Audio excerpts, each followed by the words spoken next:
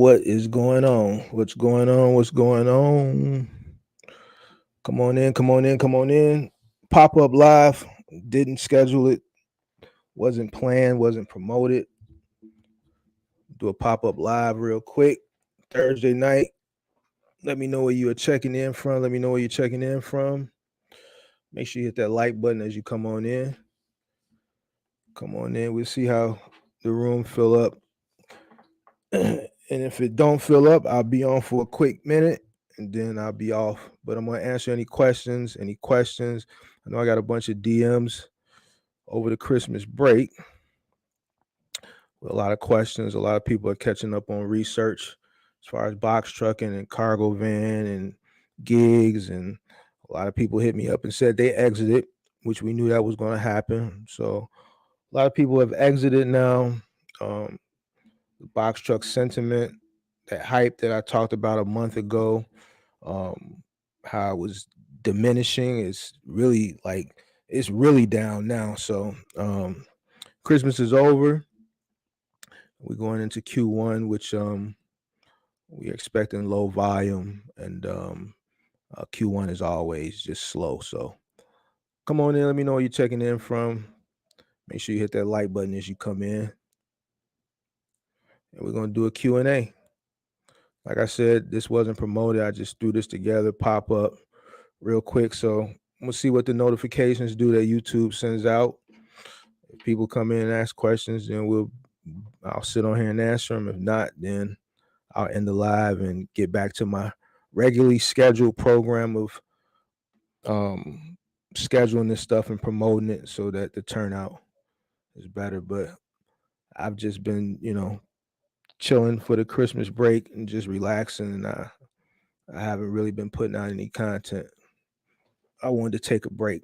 Miss Red Nose Pit, what's going on? What's going on? Let me know where you guys are checking in from as the room fills up or doesn't fill up. I know a lot of people are still celebrating the holiday, getting ready for New Year's. Let me know where you're checking in from. Q&A. Nothing scheduled tonight, no topic. Just going to answer some questions if there are any questions. If not, then I'm out of here. So I'm still on vacation, chilling. I haven't been putting out no content. I haven't been even thinking about it. I haven't even thought about it. But if there's some questions, because I did get a bunch of questions, now is the time to ask them. Go ahead. Miss Red Nose Pit, what's going on? Let me know where you guys checking in from. I had no idea you was doing a live. Yeah, I didn't plan it. I just popped on here right now. I didn't plan it. I'm scheduling one for Sunday night. Sunday night, I'm doing a New Year's Eve live, which is not going to be a topic, but it's going to be, I'm going to do something different Sunday night.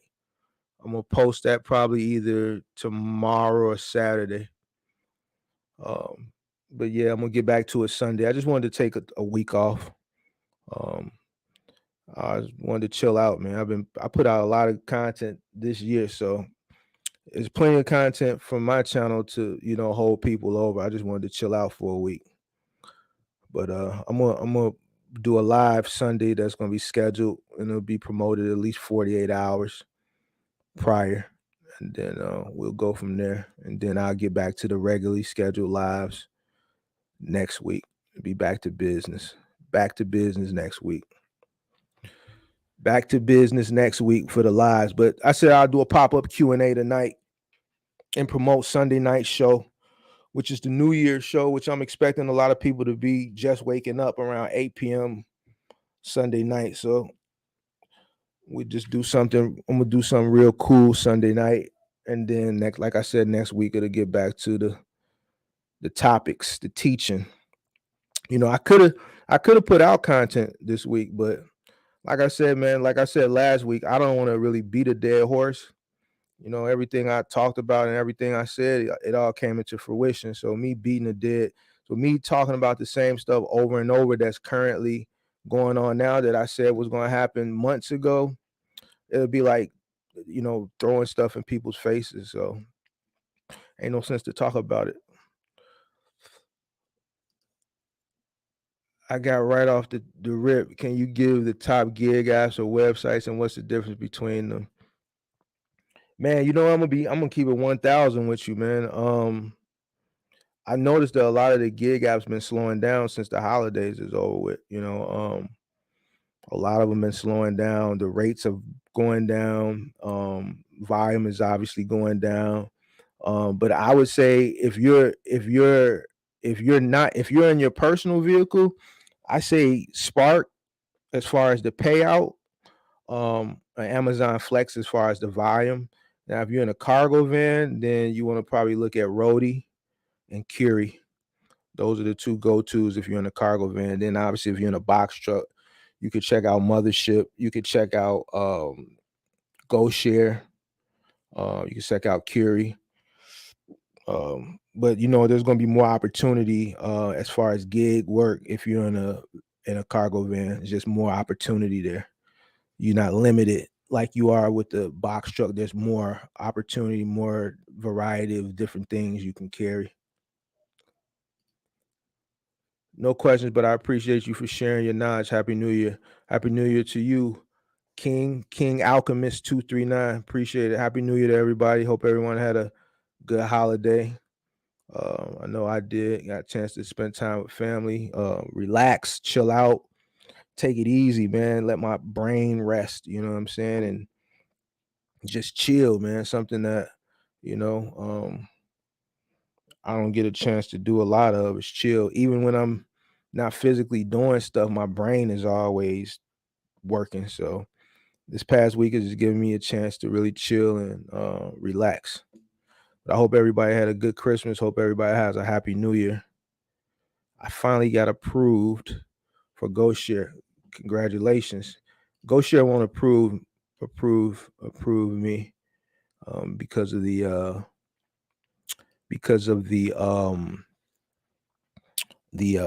restriction they have on the trucks. So my trucks are older, so my trucks are older than the year that they'll allow, so they won't approve me.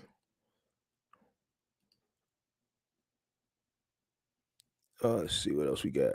Is the cargo van business solid in a city like Dallas? Is clearing 70K after expenses realistic? Yeah, I think Dallas is a big enough city where you can make decent money. Like I said, even if you get something dedicated, like say you're running something dedicated, after your dedicated run finishes for the day, you got ample uh um there's an ample amount of other resources that you can uh uh sign up for it with your cargo van. So like I was saying a few weeks ago, let's say you're running like Waco or let's say T-Force, you're doing office supplies, you finish your route 2, 3 o'clock, you still got the rest of the day. You can go do Flex, you can go do Spark, you can go do Go Share, you can go do Roadie. There's plenty of opportunity. I think you'll be able to find something on one of those apps to keep you moving at least until midnight. I know Go Share is 24 hours because once the stores close, then you got all the luggage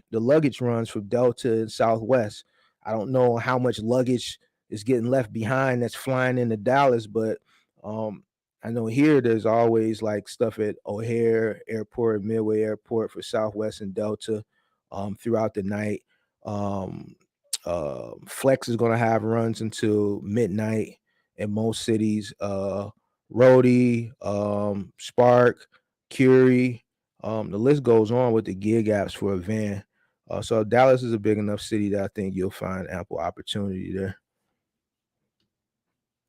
70K, it's realistic if you work. You know what I'm saying? You're gonna work it. There's people that are running gigs, just straight gigs in their vehicle that's clearing 6 figures. You know what I'm saying? So if you running multiple things, let's say you get something dedicated and you're running gig stuff too, um, simultaneously, like while you're running, let's say like a T-Force or you're running like a Waco, or let's say you got like a medical supply run during the day and you want to do some gig stuff at night, then yeah, you can make 6 figures easy. You're gonna have to work though. It's not gonna come like, easy. You're gonna have to really work. You gotta work your piece of equipment. Just got approved today for GoShare. Congratulations. I see many people selling their box to 70K because they still owe the bank. Shaking my head. Yeah, so we talked about this. I told you it was going to come down to this. It came a little bit earlier than what I, predicted. But now that Christmas is over, you see, it is what it is. So um, we knew this was going to happen. You know what I'm saying? So yeah, the people that are selling it that high, obviously they owe the bank. But shoot, you'll probably be able next month, like I said, you'll probably be able to go on a marketplace like Facebook Marketplace or maybe Offer Up, and you'll probably be able to get something from a personal owner for the low. I haven't checked Penske, um, but I'm gonna probably check Penske in the next couple of days and see if they're dropping their rates. Then their CDL box trucks are already cheap. They're dirt cheap. All right, they're non-CDL box trucks. They're kind of holding steady, but the CDL box trucks on Penske, you can get CDL box trucks 20 in the 20s. So we'll see what next month has in store as more people are exiting the industry right now. 70K for a truck, check my that's crazy to me, but hey, yeah, 70K is high, but like those people that are selling for 70K right now, those are the people that owe the bank. How's it going, brother? I'm from Los Angeles looking to begin a box truck business. Can I have consistent work with a 16-foot truck if I get one starting off? I'm going to be honest with you, and I get this question a lot, and I'm going to be honest with you, but still do your research. This is just from my experience, and I say this all the time. The 16-foot box truck in today's times, I compare it to like a middle child. You know what I'm saying? It's just left out. It's not the baby, and it's not the oldest. The oldest is on his way to college. He's the family, they're happy. He's on his way to college, and then the baby is the baby. So the baby gets, all the attention. The 16-foot box truck is stuck in the middle. Now, in the 2010s, there was a lot of opportunity for a 16-foot box truck, but now the 16-foot box truck is just too much truck for a lot of the stuff that you see, like final mile parcel delivery. So it's like too much. It's like overkill for a lot of that work, which is it's a lot of that work. That's why you see so many cargo vans out here now.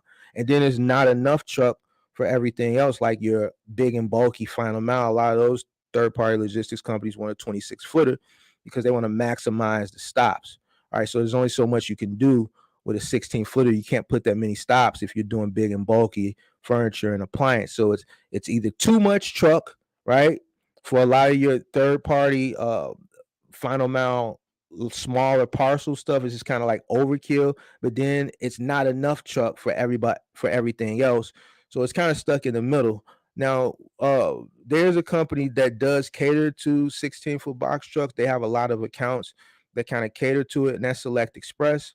Um, you're gonna have to work it. You're gonna have to finagle Select Express. It can work for you. It all depends on what account they put you on. If you are mechanically inclined, you can do Bye Bye Baby by yourself. They recommend two people, but it's a way you can do it by yourself if you know what you're doing. But they got accounts like Bye Bye Baby, West Elm, Dick's Sporting Goods. They picked up Go Configure, so they got a lot of sporting equipment, treadmill assembly, things of that nature. So they got plenty of things you can do with a 16-footer over at Select Express. So I would check them, but you're going to be limited with a 16-footer. Like I said, it's just too much truck for a lot of the cargo van stuff, and then there's not enough truck for everything else. So you're limited with a 16-footer. So if a person was asking my opinion, I would say probably lean more towards the cargo van, but still do your own due diligence, do your own research. But yeah, that's what the 16-footer in today's economy, as far as trucking, that's where it's at. Shout out to MP. Thank you for the 1999. I appreciate it. Thank you very much. Thank you very much. Happy holidays. Just a small token to show appreciation for the knowledge you provide, staying consistent and being honest. MP, thank you. Thank you very much. I appreciate that. Thank you very, very much. Happy New Year to you, and hope you had a blessed and safe and Merry Christmas. Thank you again. Pippi in the building. Sorry, Pippi, I didn't schedule this one. Was a pop-up. This was a pop-up. I said, you know what? I'm gonna do something today. It's been a week, so a week is long enough. I didn't have a topic, but I said I just do a pop-up since I have been getting a lot of questions in my DM through the Christmas break. I said I'll just do a pop-up, and then we'll be right back to it on Sunday. Shout out to all the Mentor Gang members, the MGMs in the building. I'm done with my cargo van. Ain't no money in it. About to get me another box truck. Okay, 10-4. So you got people getting out of the box truck right now, and he's saying he can't make money in the cargo van. So I don't know. It's to each his own. I don't know what market Black August is in, but to each his own. You got people complaining about the box trucks. You got people happy about the cargo vans. You see people complaining about the cargo vans, saying they're gonna get in the box trucks. So it's to each his own. I don't know what market he's in. Everybody's market is gonna be different. You know what I'm saying? Everybody's gonna have their own journey, their own path. They're gonna enter different. So, to each his own. But that's research that everybody has to do before whether you buy a van, a 16-footer, or a 26-footer, whatever, you got to research your market. You know what I'm saying? What may be good in one person's market may not be good in your market. I've talked to people that go out and buy equipment. They talk to other people, other mentors or coaches on other channels. They tell them go get this, and then they go spend all this money. And then when they go look for work, they realize they're in the dead zone. The nearest logistics company is 75, 80 miles away. All right. So there's no logistics companies 80 miles away. This is research that should have been done prior to you going out buying this equipment. So if there's no third-party logistics companies within 100 miles, what makes you think you're going to even be able to make money doing gigs? That means you're in a dead area. This is research that you got to do prior to getting in. What one person may be bragging about on the internet, it may be true to it, but then again, it may not be truthful. But let's say a person is bragging and they are truthful, right? They may live in New York. They may live in Chicago. They may live in LA. They may live in Houston. They may not live in Mobile, Alabama. So their money is going to be different from your money. Their volume is going to be different from your volume. They're blessed based off their geographical location as far as, how much volume they get. If you're in a small town, Louisiana, small town, Alabama, a small town, or in whatever, you could be in the biggest city in Montana or the biggest city in South Dakota. You could be in Sioux Falls, South Dakota. You see what I'm saying? You're not going to see the bread. You're not going to see the volume like someone that's in Houston. So you got to do your research what type of vehicle you want to get, see what opportunities are in your area. So these are all things, and this is why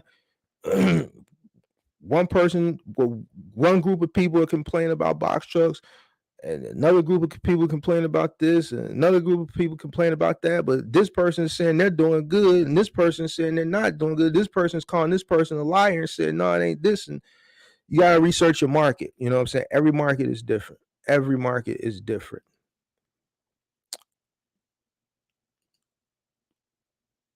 Today has been drama filled. No, it's all good. I didn't even schedule this. I just put this together like 30 minutes ago.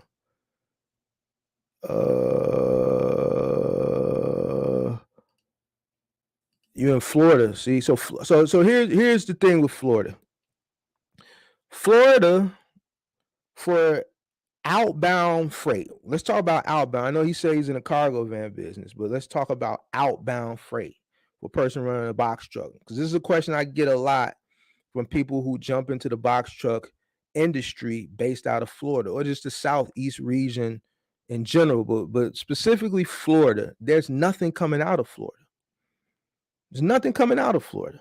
You know what I'm saying? So outbound freight in a 26-foot box truck coming out of Florida is nothing. You know what I'm saying? So that's a box truck. Now, he said cargo van. I don't know what's going on as far as cargo van, but I would think that with a cargo van, maybe in a city like Miami, Tallahassee, that area, I would think there would be opportunity, right? Even in Orlando, for small parcel final mile, because it's Miami is a high tourist place, right? Tallahassee, I know people are ordering things. I know there's an Amazon down there. I know there's a Spark down there. There's Walmart. I'm pretty sure Roadie's down there because they deal with the airports. They deal with Walmart. They deal with Home Depot. So how I might work my van may be different the way he's probably working his van. You know what I'm saying? I don't know. But as far as like 26-foot box truck running middle mile coming out of there, And I know this is not his lane, but since we're talking about Florida, I'm just gonna put it out there. Ain't nothing coming out of Florida. So for everybody that's interested in getting into the box truck industry that's coming out of Florida, you know, if you're living in Florida, you got to pretty much find your way out of Florida to find freight. Then another thing about the people that I talk to who live down there in that southeast, when it gets to this time of the year where the opportunity is at, they don't want to come to where the opportunity is at because they're Floridians. They don't want to come up to the Midwest where it's cold at. Like where the temperature, last week it was like negative 22 wind chill up here with snow. But this is where the money is at. You know what I'm saying? So I don't know, Black August. I don't know why you're not making money in your cargo van down there in Florida, but good luck. Good luck with the box truck, man. Good luck with the box truck. Facts, not all zip codes and area codes are the same. They're not. It definitely depends on your location. LA is a good place to be. It's just the traffic, right? LA is like if you're blessed to be in LA, then you know the volume is there, you know the money is there. But like she said, the traffic, but there's gonna be volume, you're gonna make some money. New York, another place, Chicago, another place, Houston, another place. So this is research that you got to do before you jump into this industry. Thank you for that info, boss. With no down payment and bad credit, what are options in purchasing a 26-foot box truck?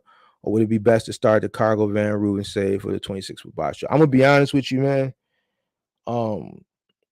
Bad credit, no down payment, options, no down payment back. I don't know. Like I'm not a finance person at a dealership, but being on this earth as long as I've been on it and buying personal cars and buying trucks, I don't think I would want to put myself in that position, even if you had someone that would be willing to, give you a truck, your interest rate is going to be really, really high. So I think I would try to grassroot this thing from humble beginnings, man. That's how I started.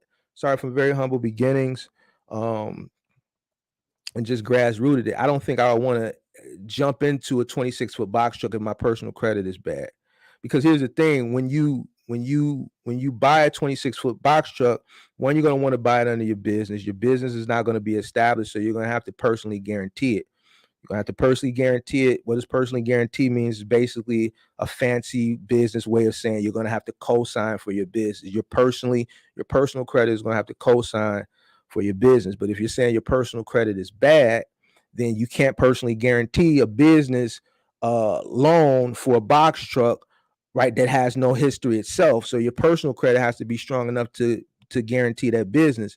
So I would probably start out small. You can start off with a cargo van if you can get financing for a cargo van. If you can't get financing for a cargo van, there's plenty of opportunities in logistics now where you can operate in your personal vehicle. T-Force has opportunities with guaranteed rates for you to do personal vehicle work. You can do medical specimen runs in your personal vehicle. You can deliver for StockX, Zara, American Eagles.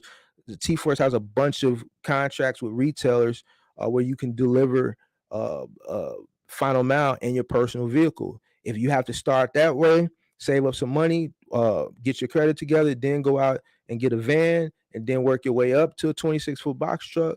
If that's what you got to do, then that may be the better bet than finding someone that is going to take a chance on you, but you're going to be paying a lot of money on interest to the point where it's just not going to be worth it, man. So I would really probably try to grassroot this thing, get your personal credit together, because you're going to need your personal credit to be strong, because if you're going to get into the 26-foot box truck industry, you're going to have to personally guarantee some things.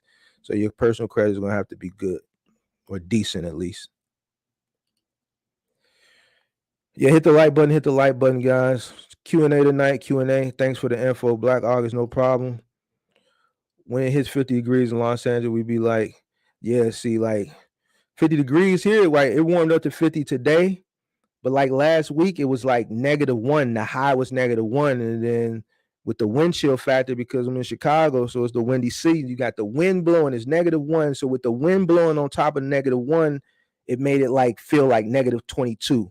So, it was snowing. So We deal with it, but this is where the money is at. Chicago is we're the intermodal capital, right? So we're the intermodal capital. And then we're like number two for outbound freight, you know what I'm saying? So the Midwest is where you're gonna get a lot of your freight, you know what I'm saying? But those guys down in the Southeast, they hate coming up to the Midwest. They don't want to come to Indiana, Illinois, Wisconsin, Minnesota. But those guys that want to check that bag, and they're gonna go where the money is at. But 50 degrees for us in December, man, it was people out today. You would have thought it was a 80-degree day in the summer, man. People was rejoicing after what we went through last week. The low boards ain't it. The low boards are not it right now. Spot market is down. Rates are below cost. And they're going to continue to go down. I've been warning people about January Q1 for the past 2-3 months. So Christmas is over with. You know what I'm saying? I know you got people saying it was a great peak season, but you got a lot of people that exited. So, I don't know. You got people that are exiting in December before Christmas. So, that goes to market. You know what I'm saying? It goes to market. I guess it goes to cost, overhead. A lot of people exited this month. You got a lot of YouTubers that were box truck influencers that exited. You know what I'm saying? I got people that, that are not box truck YouTubers that subscribe to the channel that personally DM me and said, "Hey, Mark, I turned the truck in. I've been operating at a loss. I can't do it no more." And this is before Christmas. This is leading into what's supposed to be the best month of the year for people in this industry, and it just wasn't that. You know what I'm saying? I know people are going to make it seem like it is because it may benefit them, but the truth is the truth, man. The truth is the truth. You don't have an influx of people exiting when, and normal Decembers is when people make their most money. So I'm gonna always kick facts. I'm a realist. You know what I'm saying? I ain't here to sell nobody nothing. I don't. It is what it is. I'm not gonna sit up here and make something seem like it's something that it's not, so a person can buy into it. I'm not selling anything. You know what I'm saying? So it is what it is, It is what it is. Next month is going to get worse, and February is going to be worse. Eventually it's going to turn around, but my angle has always been to prepare people. Prepare people. I may seem like the pessimistic person, but I've been right. I haven't been wrong. A lot of people doubted me at first, but as the time went on and all my forecasts started coming, true. It is what it is. When things are going to get better, trust me, I'm gonna be the first person to say, "Hey, about 3 months, things are going to turn around." But I just don't see that right now. I don't see it. It just is what it is. We got to deal with it, get through it, and then got an election coming up in 2024. There's a lot of variables that I'm looking at for 2023 that are going to determine how Q1 is not going to be good. So Q2, Q3, and Q4, there's a lot of variables that I'm looking at that are going to determine how the rest of the year is going to go. Most analysts are saying 2023 is just not going to be a good year for trucking. I'm leaning that way too, but I'm not going to verbalize it just quite yet. I don't want to just put a damper on a whole year. Even if it's in my head, I'm not going to be the one to come out and say it. I'm going to do it on a quarter basis. So I know Q1 is going to not be good. I think people can start seeing that right now already. And then probably by end of January, I'll let people know what I think about Q2. But man, you just got to prepare. Save your money. Don't go out and do any frivolous spending. If you still are operating, make sure you are, keeping track of your cost. And run your business like a business. Make sure you're paying yourself correctly. Go back and watch some of the videos that I talked about paying yourself. A lot of people don't know how to pay themselves. You know what I'm saying? Make sure you're paying yourself correctly. And just make sure that you're operating in the right fashion to kind of weather this storm. Did you read the article about last mile growth on freightways today? Yeah, I did. I did. You know, people, the thing with that is a lot of people just aren't going to do it anyway. A lot of people are, I don't want to say scared of that type of work. They, with that type of work, it's a lot of work. It's a lot of heavy lifting. It's different from middle mile. Middle mile is easy work. It's easy work. You drive a truck, you back into a dock, you push a few pallets on there with your pallet jack. You may not have to do that. They may load it for you. You drive some more, you back into another dock, you unload it with your pallet jack, or they unload it for you with a forklift. Okay. Final mile is heavy duty work. It pays a lot of money. You know what I'm saying? But a lot of people don't want to do it. So yeah, I did read that article. It's always been money in final mile. Always been a lot of money. And as time goes on, the more when I talk about this Generation Z on how lazy they are, and it ain't a knock to Generation Z. Generation Z is a technology generation. They were born in a technology era. So when I talk about Generation Z being lazy, it's not a knock. It's just their generation, my generation, the generation before me, and that first let's say those first half years of the millennial generation, we were a labor, hands-on, hard-working generation. All right. My generation is right after the boomers. All right. So we work hard. We didn't have technology the way technology is. We didn't have technology to rely on. I remember when I was in grammar school, I had to do a research for a school report or a paper or whatever. I would have to go to the library, encyclopedia, look stuff up in encyclopedia, write the stuff in my own words so it wouldn't get plagiarized. Go to the library, to Dewey Decimal System, the card catalog, microfilm. This stuff, if you weren't from that generation, you don't know what I'm talking about right now. But this is the stuff I had to go through in order to even just write a term paper or a paper for 4th or 5th grade. Now they could just go on Google from their phone or their iPad and copy and paste and turn in plagiarized up, and who cares, right? So it's a different time that we're living in. And with Generation Z being a technology driven generation, man, they work ethic ain't there. So final mile going to continue.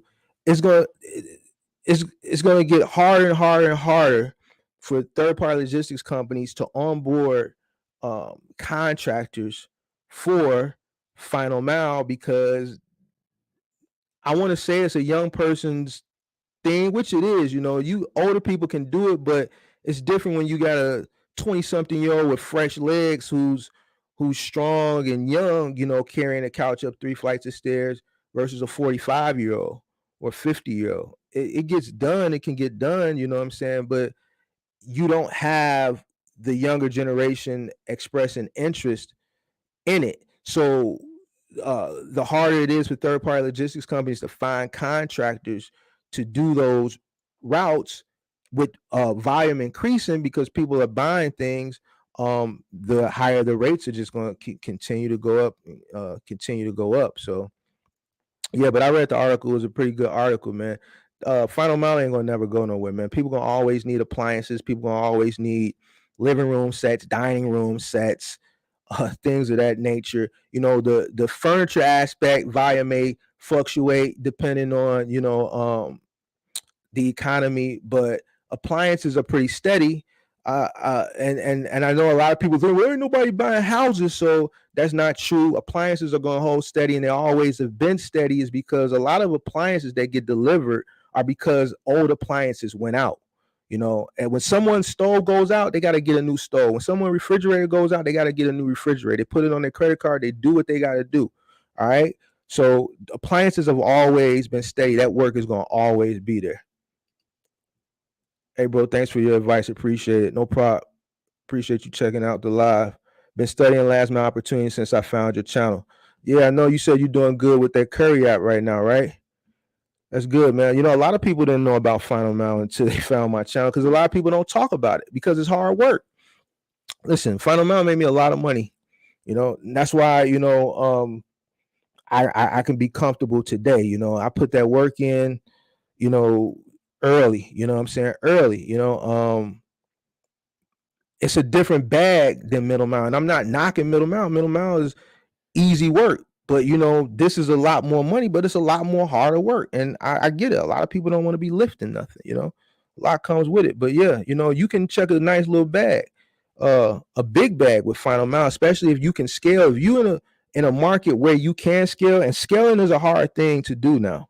I'm not gonna I'm always keep it funky with you. Scaling is very hard to do. It's not as easy as it was because there's so many opportunities now. You know what I'm saying? So much opportunities uh, now that it's hard to find. It's hard to find people to do that type of work anyway. But now scaling, like, but if you can get into the final mile, get you a good crew, work, and then scale and maybe get to 2-3 trucks, man, you're gonna make 3 trucks. You can make about 750 gross.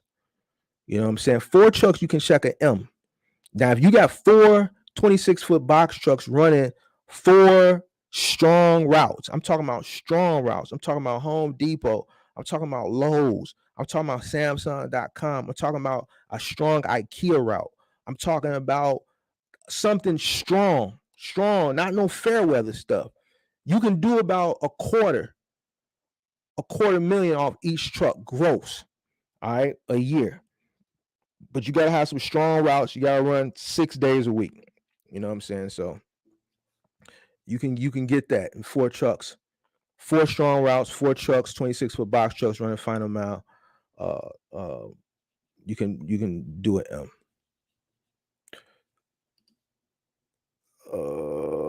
It was 75 on Christmas Day out in Cali. Truck stop and dad, I'm about to cancel and just do these gig apps until things get better. Yeah, I mean, that's what you got to do if the low boards are just not, we talked about this, Miss Red Nose Pit, I talked about this stuff, but that's why I haven't been talking about it.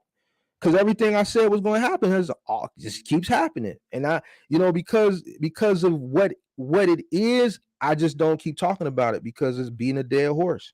It's like rubbing it in people's face, you know what I'm saying? So yeah, if that's what you got to do, then yeah, do it. You know what I'm saying? If those subscriptions are not, this is not worth you paying them no more, then you gotta do what you gotta do. The truth will set you free. One of YouTubers said Peak was so good he went to the beach during peak season. I think I know who you're talking about. I mean, but if we talking about the same person, listen, some people just got bread already. All right. Some people just got bread. You know what I'm saying? And I think I know who you're talking about. You talking about Vic, right? I think Vic just got bread. I don't think Vic really hurting like for the box trucks shit. I don't think he's really. It is what it is. If it's good, it's good. If it's not good, it's not. Vic ain't one of these people that I think that's really dependent on the box truck. I don't know him personally. We've had some brief conversations, but I'm pretty good at reading people. I don't think Vic hurting for no bread. The box truck, if that's what you're talking about. If it's good, he's good. If it's not good, I think he's good. You know what I'm saying? And I don't know the man. You know what I'm saying? Personally, never met him, but I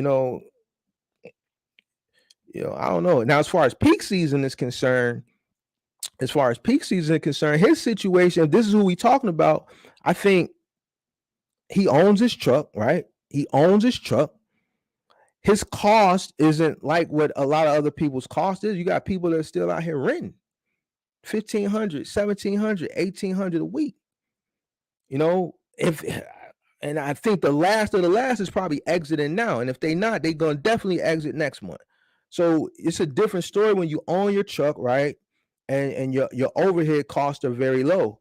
So what may be good to him may still suck to somebody else who's paying X amount of dollars a week in cost because they're spending 15, 18, 2,000, $2,500 a week with Ride or whoever renting a box truck. So, everybody's situation gonna be different. Bro, I'm hooked on Final Mile 80s, baby. Yeah, get to that bag then. That money there. That money there in Final Mile. It's there. Do you think the Dallas market is a good area to scale to find out my business? I think, I think if you, I think the opportunity is there. All right, as far as you know, it being a large market, logistics companies, things of that nature. I think the opportunity is there. The only thing I would consider about scaling is if you're going to be able to find and keep people. So I wouldn't. I would. I would. I would start off very small with one truck, probably you and maybe another guy. Work it and then try to uh, learn the business that way, and then maybe scale from there. Maybe then start recruiting. See if you can find another crew. Recruit them. I wouldn't jump out and buy a truck. I hate to say rent, but people are fair weather nowadays. People are very fair weather. You hear the term seat hopping. That goes on a lot. A person will you'll vet a person. They'll tell you they're going to work. You're going to agree on the pay. They're going to seem like a very good candidate. And then what's going to happen? You're going to hire them. You're going to because it costs money to hire someone. You're going to spend your time, your money, onboarding this person for this person to stick around for a week or a month or 2 months. All right. And then now you've invested, you got this truck, right? And now you don't have nobody to run that truck, but you still got the cost associated with owning that truck, whether you're paying a note on it or whatever, insurance, and now you got to park that truck. So I say when you onboarding people, when you're ready for scale, I would say, and I hate to say this because renting trucks are very expensive now, I would start off with a rental. So that way, if you deal with seat hoppers or fair weather people that you're onboarding that just are just not sticking around, at least if a person bounces on you, you can just take that truck back. I wouldn't invest into another truck when you start scaling based off someone's word that you don't know that you met off of Indeed. So just be very careful um with how you scale now because people are very fair weather. They'll learn the insides of the business working for you, and then they'll branch off and try to go do it on their own. Or they may get another opportunity with someone else doing that. Because another thing that I see is because competition is very fierce now, you sending this person, say you got your truck running, you start on your truck, then you put somebody to take your spot. So now you just got that one truck out. They're going to the logistics company every day. But you got other owner operators there that want to scale too, just like you. Or they got fair weather people, but they see your two guys are consistent. So now they're soliciting your guys. Man, what he paying you?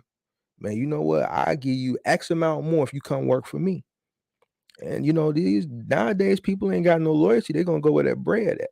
It's a dirty game now, it's a different ball game from when I started. So, competition is very, very fierce because there's a lack of people in it, and people want to keep their trucks running. So they're gonna do whatever they gotta do.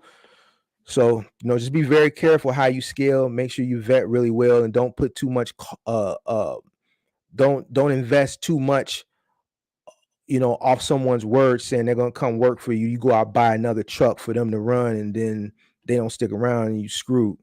Just be careful how you do it. Thank you. I'm a box truck driver currently, but working for someone who owns the company. But I love what I do. What's a word of motivation when transitioning to owning a box truck company? Similar to what I just told, just you know, grassroots. Don't go into it with high hopes of becoming a millionaire and things of that nature. Just kind of, be very smart of how you enter. Try to enter as low as possible as far as your overhead.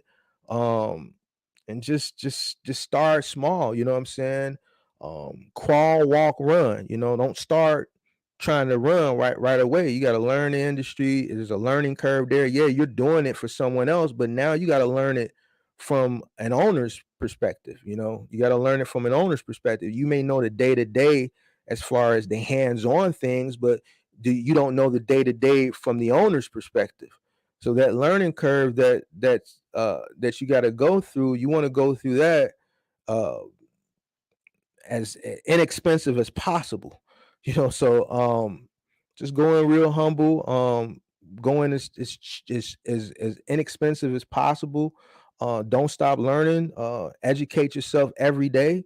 Uh, Always do your due diligence when you come to YouTube and you listen to people, listen to me, listen to whoever, you know what I'm saying? Take people's information and then go, do your due diligence around it, and just work your way up. Try to learn as much as possible, and the more you put in, the more you'll get out of it. Nothing happens overnight. Just keep working hard, and um and it'll come. If you do right by the industry will do right by you. If you take shortcuts, then you're gonna get what happens to people that take shortcuts. You do right by the industry gonna do right by you. I did right by the industry, so the industry did right by me. Then also make sure you look into the future. Just don't live in the moment in business. A lot of people's issue is they live in the moment, right? They don't look forecast down the future. So then when things happen like it's happening now with the economy, the pandemic happened, right? Pandemic was good for the actual business. Obviously, it picked up volume, the stimulus, but a lot of people were living in that moment, right? And the people that were entering were, I don't want to say they were being sold a dream no more. Let's say they were being sold hopium, right? And none of these people looked into the future of what, and infusing the economy with all this money would bring. It's simple. If you know economics is going to bring inflation, all right? And everything we're living in now, it was inevitable, all right? But a person who's looking who's forecasting into the future 2 years ago would have seen this and would have been prepared for it. So you want to prepare yourself. So in business, make sure you prepare yourself. Just don't live in the moment. Always be looking into the future, see what's coming ahead, because you don't want to put yourself in what I call a tricky situation. You don't want to put yourself in a tricky situation. You want to be prepared. You want to be comfortable in situations like this. So I think that's the best advice I can give you, transitioning from, working for someone in this industry, and going into it for yourself. Your channel is a gym 100. I was thinking about a cargo van or 16-foot box truck. Considering a 16-foot because I can now use Amazon Relay to fall on if need be, but it seems like a cargo van is more promising. Yeah. So I talked about this earlier. I don't know if you were in 20 minutes ago. Someone asked me that same question. I know Amazon Relay in some markets has a 16-foot cube. There's a difference between a 16-foot cube and a 16-foot box. Cube is like what you see, like one of those Isuzu MPRs, those Isuzu trucks, where you're sitting over the motor and it flips up. The engine is under the cab, and then it got the box in the back with the lift gate. You're gonna need a gate. You're gonna need a lift gate for Amazon, because I'm sure you're gonna be doing post office runs. So that's a cube truck. So if that's what you're planning on doing, you're gonna need a 16-foot cube. Cube box, it can be the same thing, but technically a cube is to me it's like one of the Isuzu trucks with the lift gate. You're gonna need a lift gate for that. Now I know I said it a few minutes ago, but I'll say it again because I don't know, you might have not been in here. The 16-footer, I'm always say it's like a middle child. You know what I'm saying? It's overkill for a lot of the final mile, smaller parcel, and then there's not enough truck for your 26-foot box truck, middle mile, your big and bulky final mile appliance furniture, right? So it's kind of stuck there. Select Express is probably like your best bet for a 16-footer.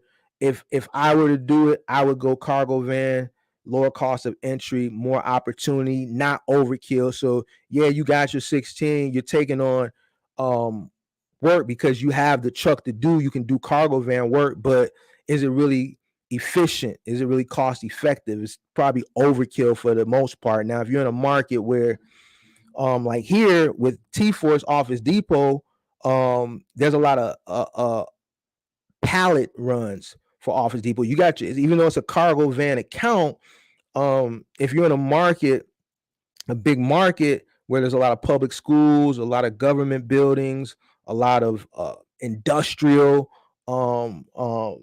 manufacturers, then they're going to order copy paper by the pallet, which, obviously in a cargo van is limited. So when I was running Office Depot for T-Force, I was running 9 vehicles. I was sending six 16-footers and 3 vans.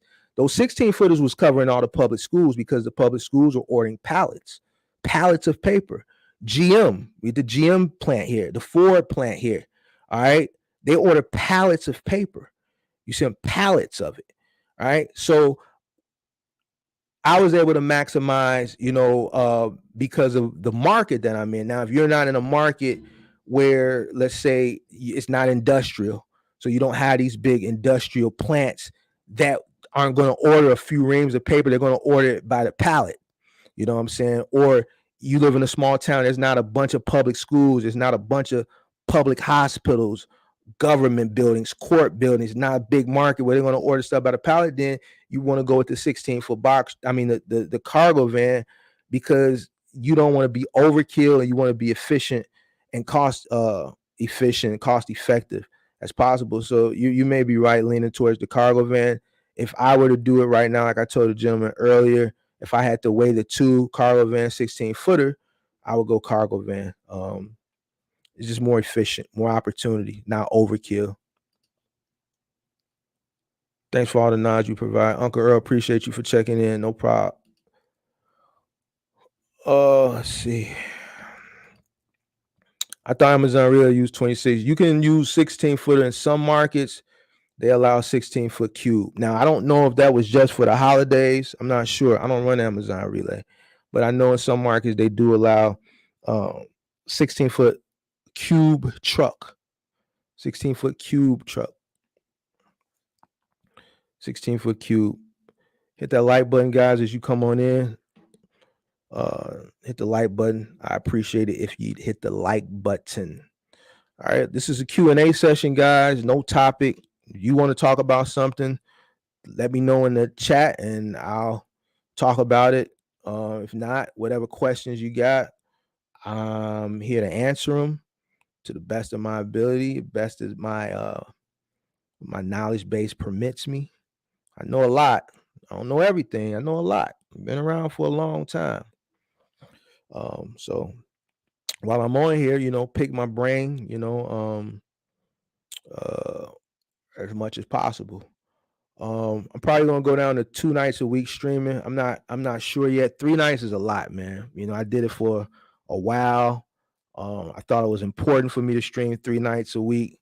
When we got into fall, going into peak season, because I seen that influx of people that just really needed help. So me coming on 3 nights a week, I think it really helped a lot of people. I got a lot of good testimonials that people transitioned into like curbside final mile. Some people went into the car. Some people that were going to get into box trucking didn't. They got into cargo van. They're giving me their success story. So I think streaming 3 nights a week, when I did, was good for that time. But I think now, going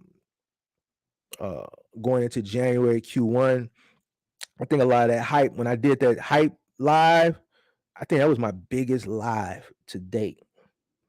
And I think that just put, it just put a lot of things to bed. And I think that live was very important. And it put a lot of things to bed. And I think it a lot of questions that people wanted answers to got answered in that live. So I see the sentiment for box trucking has, shifted. Obviously the interest that was there in the earlier part of this year, last year, that big interest that's in it is no longer there. So I think I might go down to 2 nights a week. I'm still going to do the educating, answering questions, but I don't think 3 nights a week is I don't think it's needed now. And it was a lot on me too, 3 different topics, 3 nights a week, that's took a toll on me. Hey, I'm new signing up with GoShare just to get me started and then get me a truck. I can't afford a truck yet. Okay, well, you can run GoShare in your car. If you're running your car, you want to sign up with everything you can run in your car. You don't want to limit it to just one. Go share. You want to sign up for Amazon Flex. You want to sign up for Walmart Spark. You want to sign up for um, maybe T-Force in your market. You want to maybe do some medical carrier things. Roadie you can do in your car. Fanatics, depending on your market, they still pay extremely well. Um, as they're getting a lot of money in venture capitalist series funding. So like most startup companies, they spend that money up at first. That's all going to change eventually, but I would take advantage of that opportunity while it's there. There's plenty of things you can do in your car that'll help you um, make money to put to a side so that you can get you a cargo van or a truck if that's what you desire. So yeah, you can start out small. Which is best, box or cargo van? It all depends on what you want to do. If you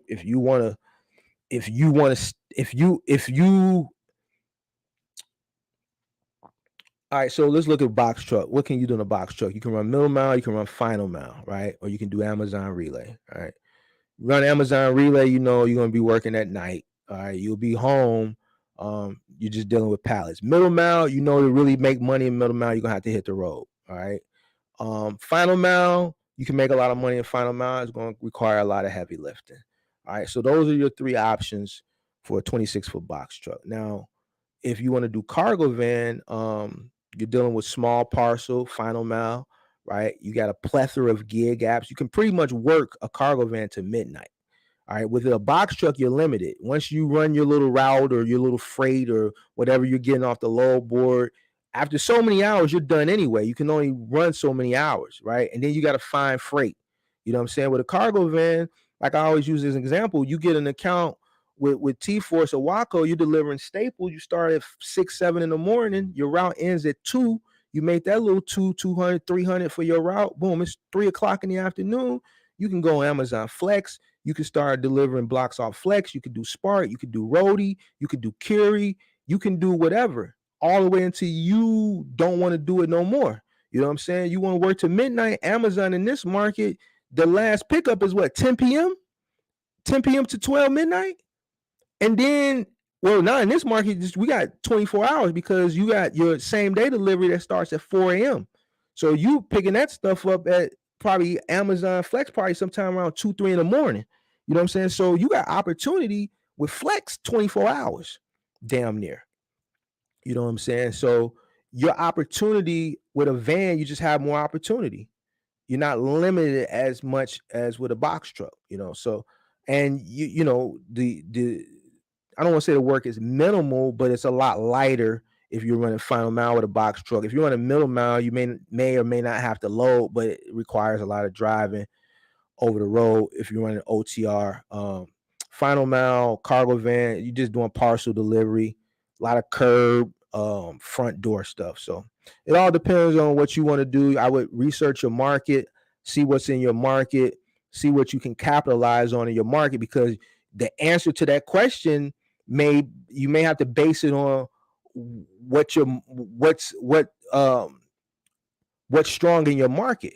All right. If you're in a market where the nearest third party logistics company is 60 miles away, and I'm in a town where there's just not a lot of volume, like people here just don't buy stuff, then maybe the box truck thing isn't for you. If you plan on running like Amazon, you may have to hit the road.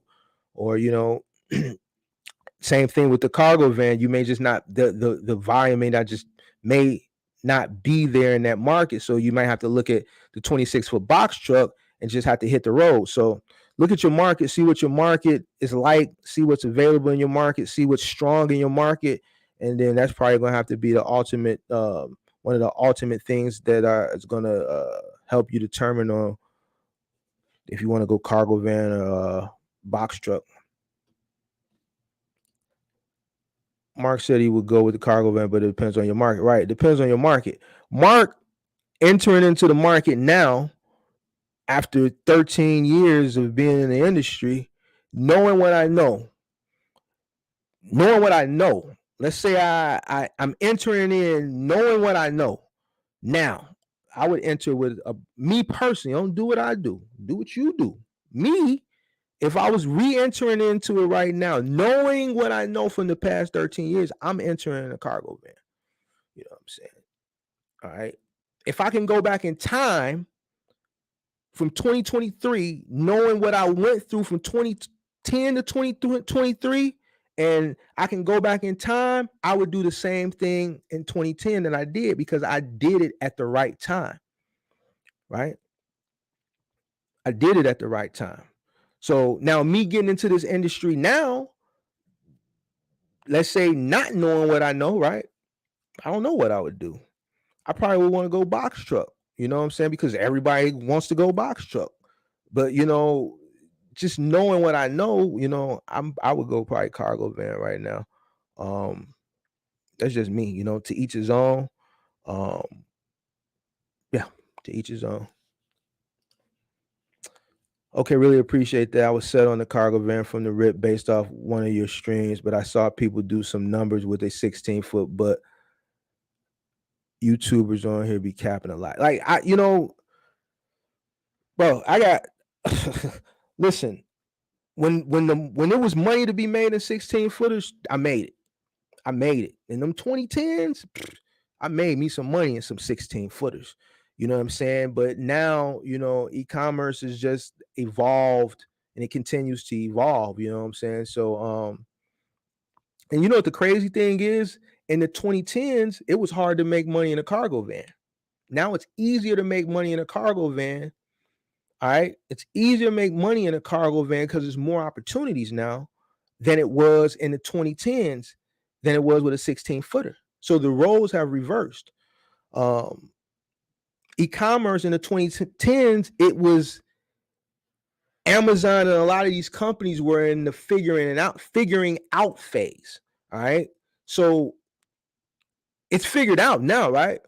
And now with the evolution has continued to evolve, it's just more opportunity. Everybody has an online store. Everyone has their own online store. You can buy anything online now. They're still in 2014, 2015, 2013, 2016. There was still a lot of companies now that you can order things online to have delivered that still hadn't dabbled into online selling at that point. So now because everyone has their own online store, it's just more opportunity for cargo vans now than 16-foot box trucks. But if someone's saying they're making a lot of money in 16-foot, I know there's one guy that everyone talks about that's very controversial, but he runs over the road. If this is the same guy now, and I don't know him, I don't want to speak on nobody else's business, but me knowing what I know, to make the type of money that he said he's making, man, you got semi trucks that's what they make, running OTR.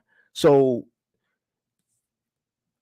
I'm not saying it's cap, but if it's true, then it's a lot of corners being cut. You know what I'm saying? And that's just keeping it 1,000 wow with you. You know what I'm saying? I'm gonna keep it 1,000 wow. To make that type of money in a 16-footer running OTR, it's some corners being cut. So, I don't know. And that's just keeping it all the way funky. Flex is not in Houston no more. Damn, what happened? Why not? Amazon's Flex is not in Houston? Have you heard of Hub to Home? I don't think so. I don't know. It seems like it sounds familiar, but I don't think so. What is Hub to Home? I tried Rody and couldn't sign up for some reason.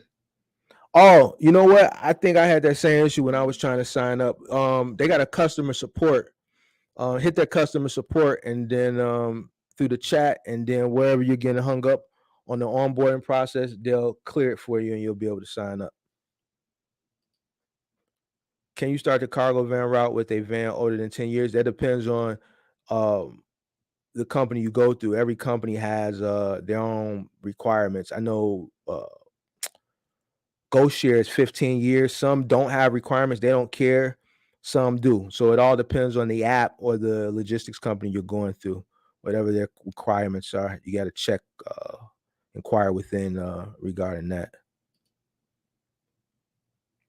Who did I just say? It's regarding what? Where is the most money at in box trucks? Where's the most money in box trucks? I'm gonna be honest with you. I'm gonna say Final Mile, and I'm not saying Final Mile because I'm a Final Mile guy. I'm just saying Final Mile because it's the truth. It's the truth. You talking 250? You know, a person running a middle mile 26-foot box truck, and they running hard on the road. They running hard. They gonna do mid hundreds, and that's gross. Now you running that hard over the road in a 26-foot box truck, you gotta factor in your fuel, factor in your maintenance, your all that stuff. Now that's gross. Let's say you do 150, you you probably gonna take less than 100 home. All right. So with Final Mile, let's say you work on your truck, you got a 5-6 day run with Home Depot. You making 5,000 a week. You on one guy. You only got to pay one guy and whatever your expenses are. So you're on the truck. So you're taking home pretty much a bulk of that money. So you're going to see if you got a $250,000 a year route running Final Mile and you're on that route, you're taking home 6 figures. You're taking 6 figures home. You see what I'm saying? So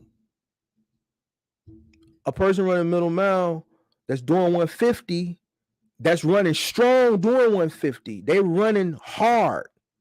They're not taking that 150 home. That's what they're grossing. They're not even taking 100 home.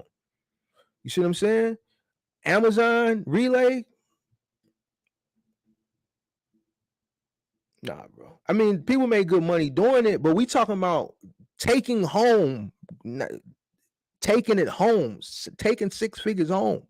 You know what I'm saying? If you do 130, let's boost it up. Let's say 150, same thing. Amazon relay. I don't see it. Let's say 125.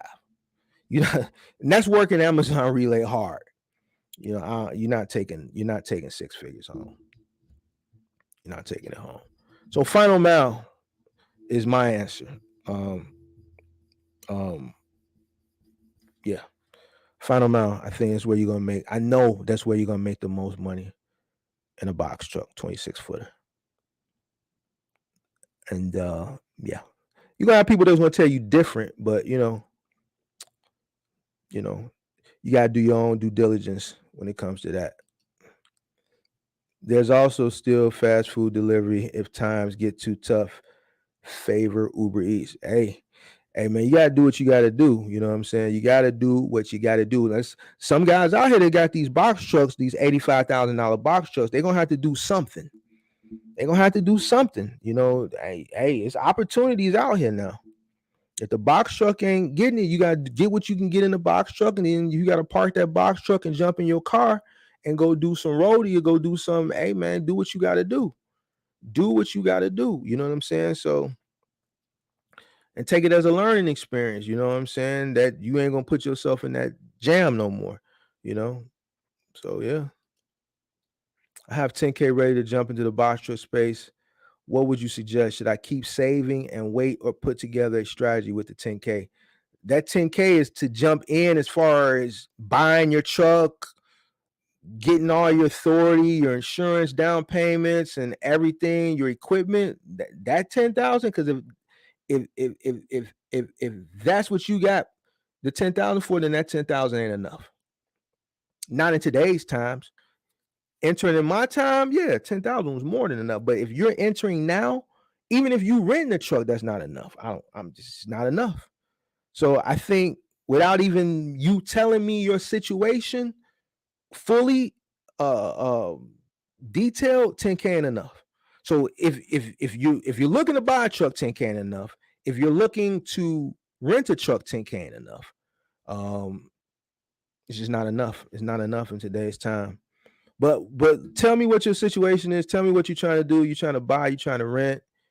Let me know what you're trying to do, and then maybe I can help guide you. But 10,000 now, I don't know.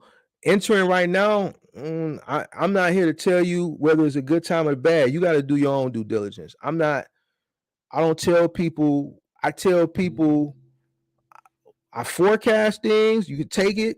You can say I'm crazy. Y'all know what I'm talking about. But my track record shows I know what the hell I'm talking about. I forecast on this channel and I tell people what I would do. And I tell you, don't do what I do. Do what you do. I tell you some hints. I tell you some tips. But I'm always going to tell you to still do your own due diligence. But 10K right now, 10K ain't gonna really take you that far right now. Right now it's kind of rough, man. I don't even know if I would even want to jump in, but if you want to jump in right now, then but 10K ain't a lot to play with right now. Get into this box truck thing on the 26-foot side. Can you drop those links? Curie not here. Yeah, I will. Curie is an app. I talked about Curie. Go watch damn, I did a live maybe a week or two ago where I dropped all the gig apps. Hold on. Let me see which live that was. Give me 1 second. Let's see. It was go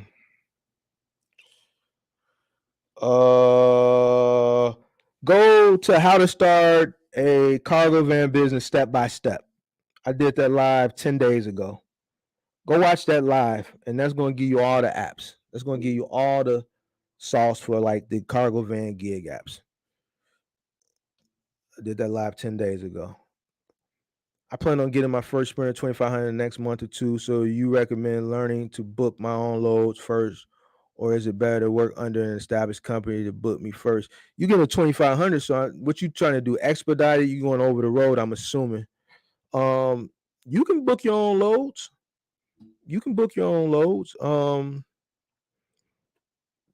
I mean, if you want to get a dispatcher, that's up to you. I mean, me personally, I'd rather keep that 10% to myself. You know what I'm saying, and book my own loads. Or you can get with the company, Echo Express, company like that, and just get loads from them because they have the network already. Laser Ship. You know what's funny about Laser Ship?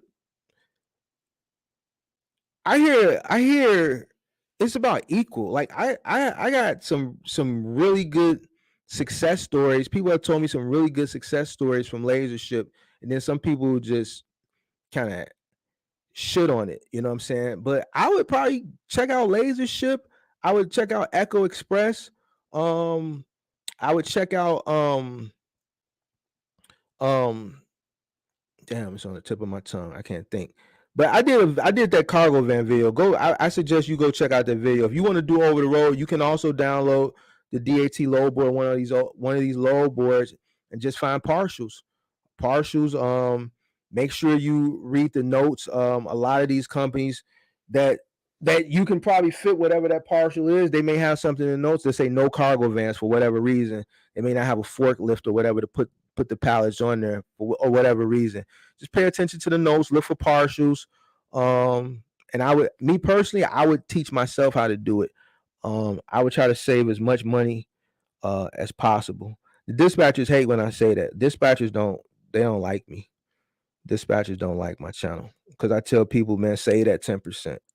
You're gonna need that 10%. That's that 10% right there. That's that's part of your profit margin. So I would teach myself how to dispatch. I download a load board and teach myself. More work, less pay. Let me see what you.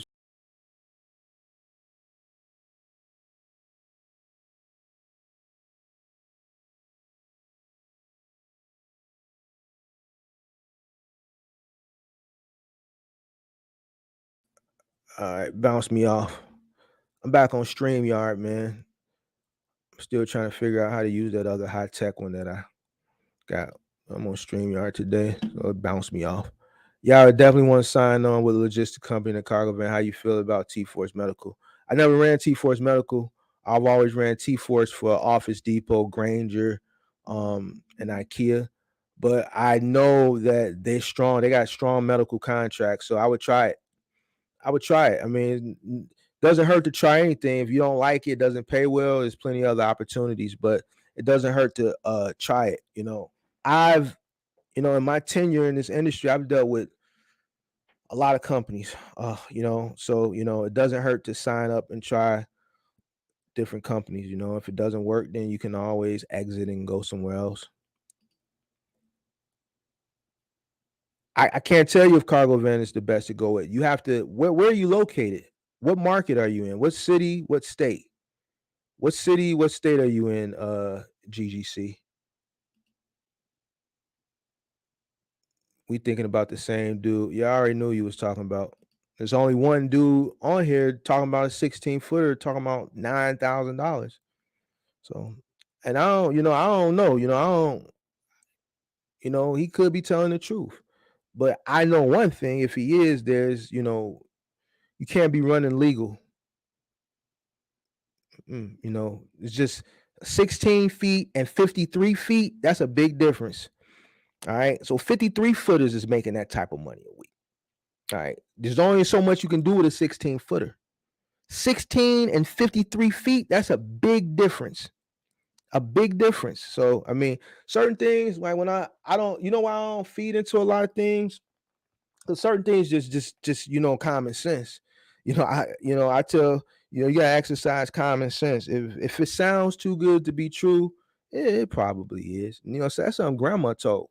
That's something grandma told me long time ago. You know, before she died in '94, and I was 14. So I remember that she told me that when I was like probably before I would hit my teenage years, and it stuck with me to this day. And she never lied. If it sounds too good to be true, then it probably is. Because everything in my lifetime that it sounded too good to be true, it was. It's just, it's just, you got guys and semi trucks making that type of money. Come on, man. Come on, man. If it was people making that type of money on the legal side, I'm not saying he's not making it. He probably is making it. I'm not gonna say he's not. But if he is, then he, some corners being cut. Brody don't pay no money. Depends on your market. It depends on your market. Hold on, I still got some stuff loaded from Rody. Hold on. Check this out. This is off Rody in my market. This is my market off Rody.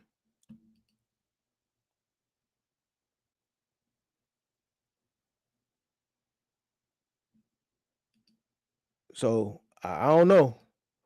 Every market different. Kanye shrug. I don't know. Every market is different. So I'm in a big market. So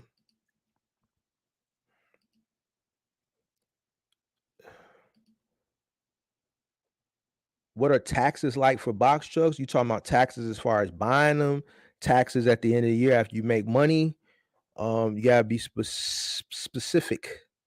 Specific. That 10K ain't gonna last, my guy. Yeah, 10K, man. That ain't in today's times. There ain't a lot to enter with. Hey, I would like to rent until I get on my feet, but I can't do that long. That's losing money, also. Man, renting right now is just not the way to go, man. It's too much, especially at the current, depending on what you're trying to do. If you're running OTR, spot market rates are below cost, and then you're spending 1,500, 1,600, 17. Like I've had people that come on my live and tell me they're paying $2,500 a week to rent a truck. At the current spot market rates, you're not gonna make money. You know, um, so no, I wouldn't recommend renting a truck. It's hard for me to recommend anything now. People are gonna do what they want to do, and right now it's kind of hard to advise people what to do as far as entering because the cost is high and the rates are low. So you're entering in at a cost way, when I say way, way, way up there, and I'm saying way up there because I know what normal rates are. I've rented 26-foot box trucks for $450 a week, included a 1,500 miles, 1,000 to 1,500 miles. All right, with insurance, from the rental truck place. All right, that's fair. All right, so 1,500 plus a down, and then you didn't have to put no down payment. Now they want down payment. They want the 1,500, and I'm just saying 1,500 because that's an average. Some people paying more. Insurance cost is high, right? Um, they want a down payment. Then they got all these stipulations now. Which, to a person entering, they're not going to be able to meet these stipulations. 2 years in business, a brick and mortar. You don't have a brick and mortar. You're owner operator. You're not operating out of a building. All right. Obviously, if you're entering into the industry, you don't have 2 years you're not been in business 2 years, right? Coop want a DMB number now. You gotta have, what I'm saying? So they're making it hard for new entrants to rent trucks, but they're doing that for a reason. There's a reason why they started doing this. Now the rates with the rates, the rates just got inflated because due to everything that's going on. But as far as these stipulations, a lot of people that got into the space within the past year and a half have made it bad for new people. It's a lot of trucks still missing, a lot of trucks stolen. It's a lot of trucks, people send people in there on the finesse side. They'll send a goofy in there or a hype, burn somebody up, burn somebody license up, burn their credit. They'll go in there with the initial money to get the truck, and then boom.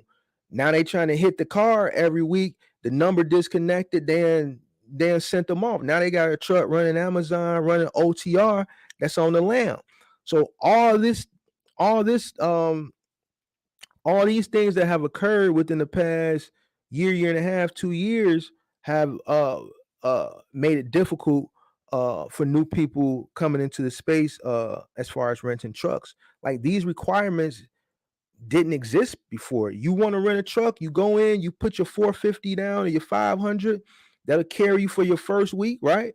And then a week later, your account rep, account manager hits you up and say, "Hey, can we hit your car?" And hit your car. You take you another week. Wasn't no down payment. Wasn't none of that. This is due to a lot of the bad characters. So, you know, how to advise a person to get into the space now, I don't do it. I tell you what the space looks like currently. I tell you about the spot market. I drop info like about Amazon. I talk about Final Mile. I can, coach people based off my experience, but like,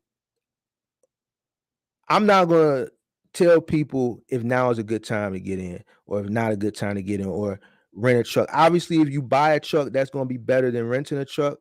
But the non-CDL box trucks are still high. They're still on the higher side. You know what I'm saying? Then buying a box truck, let's say at 60,000, and you plan on running OTR, right? And you're a novice and you still got to go through the learning curve, and spot market rates are below cost. And some of this may sound over your head because you're new coming into the space. So some of this verbiage that I'm using, you might not understand it.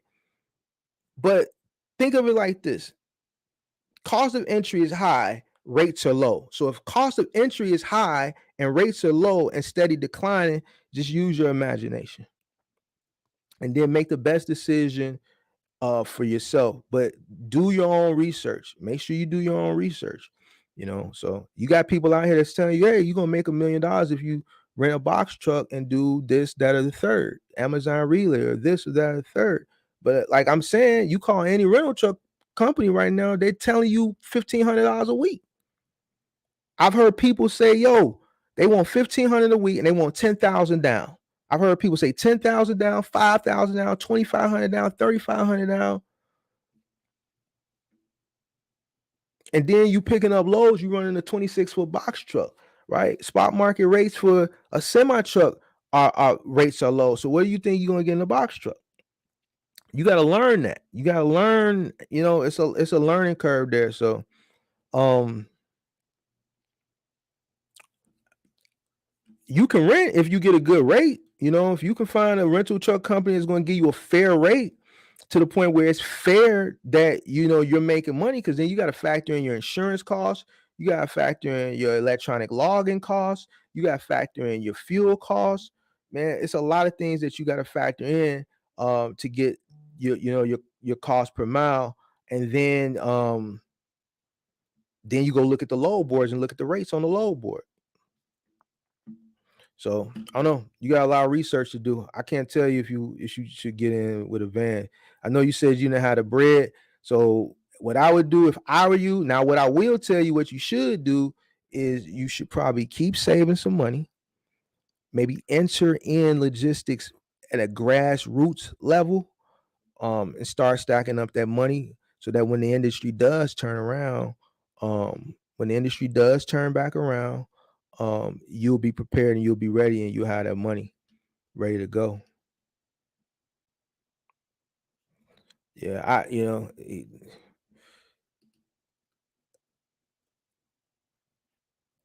Yeah, yeah. You gonna if you run a sprinter OTR, you definitely gonna have to go on tour if you want to really check a nice little bag of money. You're gonna have to hit the road. Greetings, greetings, Adam. What's going on? Thank you for checking in. Which load board do you recommend downloading? Try DAT. Try DAT for starters, and then you're gonna have to get the most expensive package. But if you don't want to get the most expensive package started off, get the 39.99. But eventually, in order to see everything, especially if you're running partials, you're gonna need have to get that. What is it, 139 or 129? You're gonna have to get that. Oh, no problem, no problem, no problem. Greetings, greetings, greetings.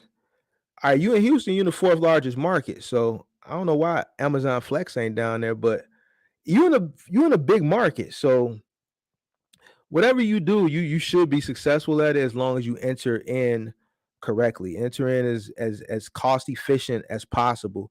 Do a lot of research. Make sure you don't jump out the window. Start off very small, um, and don't bury yourself before you get started. A lot of people bury themselves before they get started. They buy in uh with the hopes, of making a lot of money because there's a lot of content out there that says you can make a lot of money. And in certain situations it was, but a lot of that content was in 2020 and 2021 and it was fairy tale money, you know?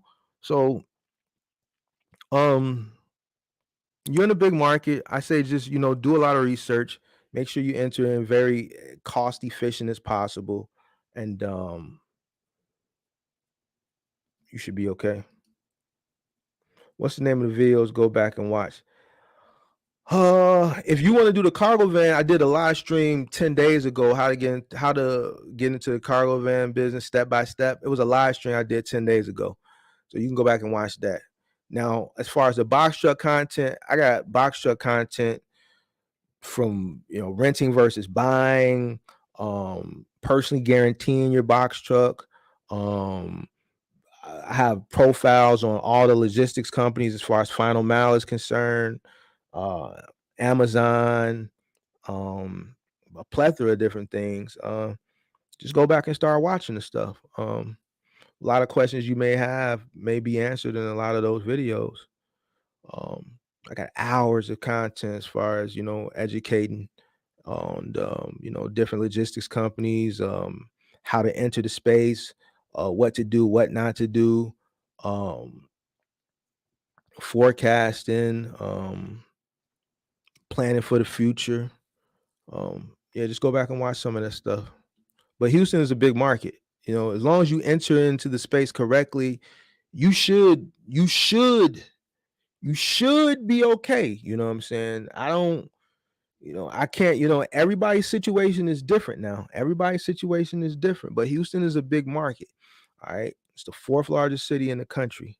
All right. So there's definitely opportunity down there. You just have to figure out uh what's the best opportunity for you and attack it. Um I got some people down there that I coach. The people that I coach down there, none of them really doing good. They haven't been doing good. Phoenix, Phoenix is it's like a retirement state. So, and this is coming from what they're telling me. Like I got a retired pilot who I coach down there. And he started a box truck. Maybe watching. He started the box truck business for his son. His son wanted to do Amazon. So, my my client, he invested and he's doing it with him. And he's just saying, market's not a good market down here. I'm moving back to Wisconsin. So he's moving back up here because there's more opportunity up this way, because it's industrial, than it is out there. When you look at Arizona, we look at it the same way we look at Florida. It's a retirement state. Um, it's not very industrial. Um, so, and he does Amazon volume is not really up there like that for Amazon in that market.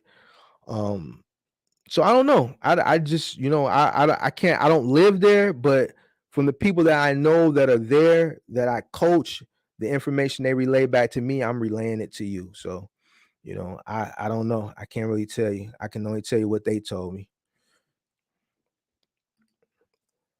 Really need to fix the app. You can't even sign up. You gotta contact support. It wouldn't let me sign up either. I contact support. They reset something. It was fine. They did it while I was in the support chat. Contact support with Rody, and they'll fix it for you. The app does have a glitch with the sign up, but if you contact support, they'll fix it while you're on the app right then and there. They'll reset it or something, and then you'll be straight. Heavy Goody, what's going on? What up? You was at the Colts and Chargers game on Monday. I'm in Chicago. I've never been to a football game in my life. I'm in Chicago. So no Colts or no Chargers. And I've never been to a football game because it's cold as hell. It was 1 degrees. No, I'm not standing outside no cold watching no football. No, but no, not no Colts. And I'm not in Indianapolis and I'm not in LA. Nah. Wrong guy. Not me.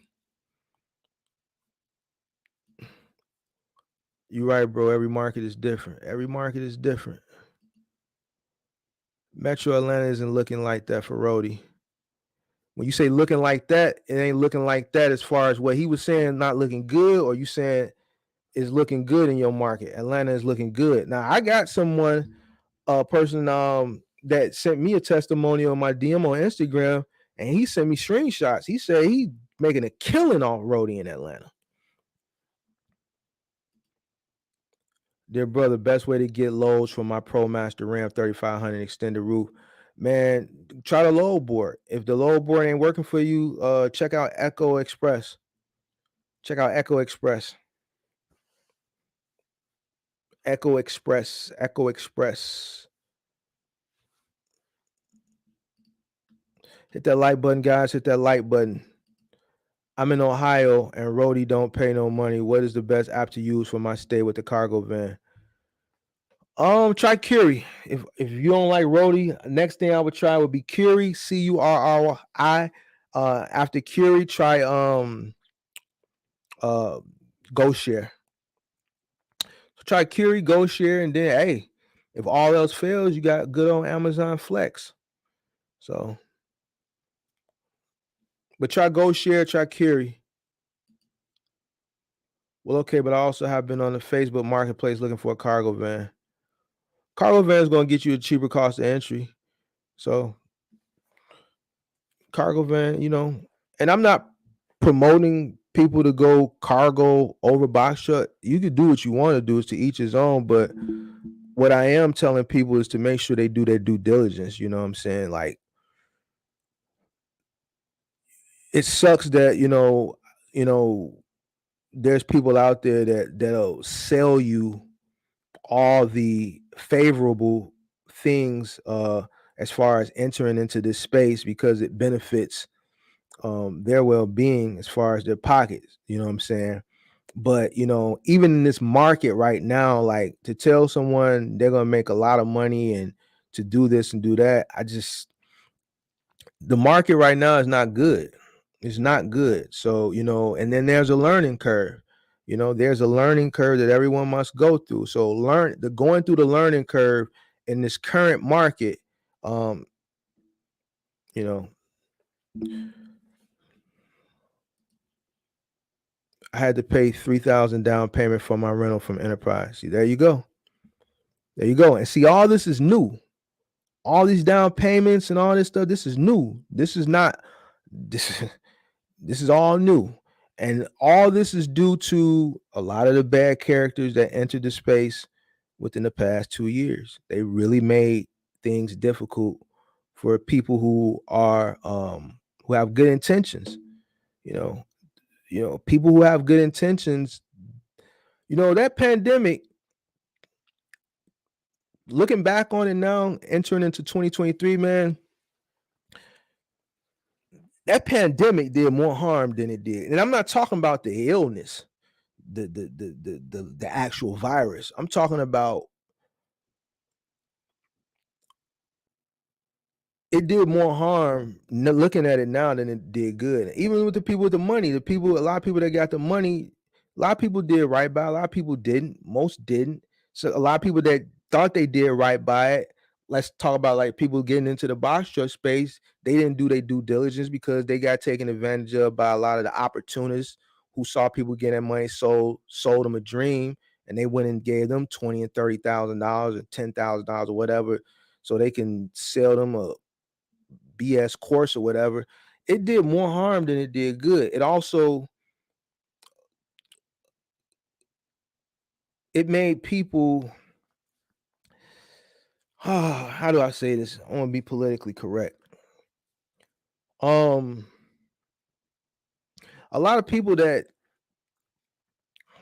never had opportunities, and I ain't talking about box truck. Let's just talk about like from this perspective. There was a lot of people that was down at Gucci that had never been to Gucci. There was a lot of people down there was at Louis that was never been to Louis. There was a lot of people taking trips. There was a lot of people doing a lot of things that they had never did. And people took that money. They wanted to become business owners. The box truck thing was bubbling. People got into the space, right? They didn't do their due diligence. They made money initially, but then when the going got tough, people didn't do right. So people that may have had intentions of coming in and being a stand-up business person, when the going got tough, instead of them doing the right thing, they that hustle mentality kicked in, and then it has now become a hustle. So let's say people who started struggling, right, and they couldn't meet their obligations to the rental company as far as paying the money, right? They hit the lamb. They stopped paying. They cut their phone off. They stopped answering. They still running loads, right? But they're not paying for the truck. They're not turning the truck in, right? Like I spoke on a minute ago, you got people going into the rental truck place, sending a woman in or sending an uncle in, burning up their credit, renting a truck, putting the $3,000 down, paying the $1,500 for the first week, getting the insurance, and never hearing from them again. So now they put $3,000 down, $1,500, $4,500, let's say $5,000 all in. Boom! Now they got a truck until they get caught. It's messed up. But a lot of people that get into the space, and this is what I'm saying, like new people get into space, this is the stuff that you gotta deal with. You got to think about this. You got to put all this stuff together. You got to comprise a plan, and then you need to look. And I keep reiterating this stuff. I'm reiterating the same thing for a reason, because I'm seeing an influx of people that are still interested in space. And I'm saying, yeah, be interested in the space, but don't be like the people who entered during the pandemic with that money, who didn't do the due diligence, because all those people are out. They gone. Their money was wasted.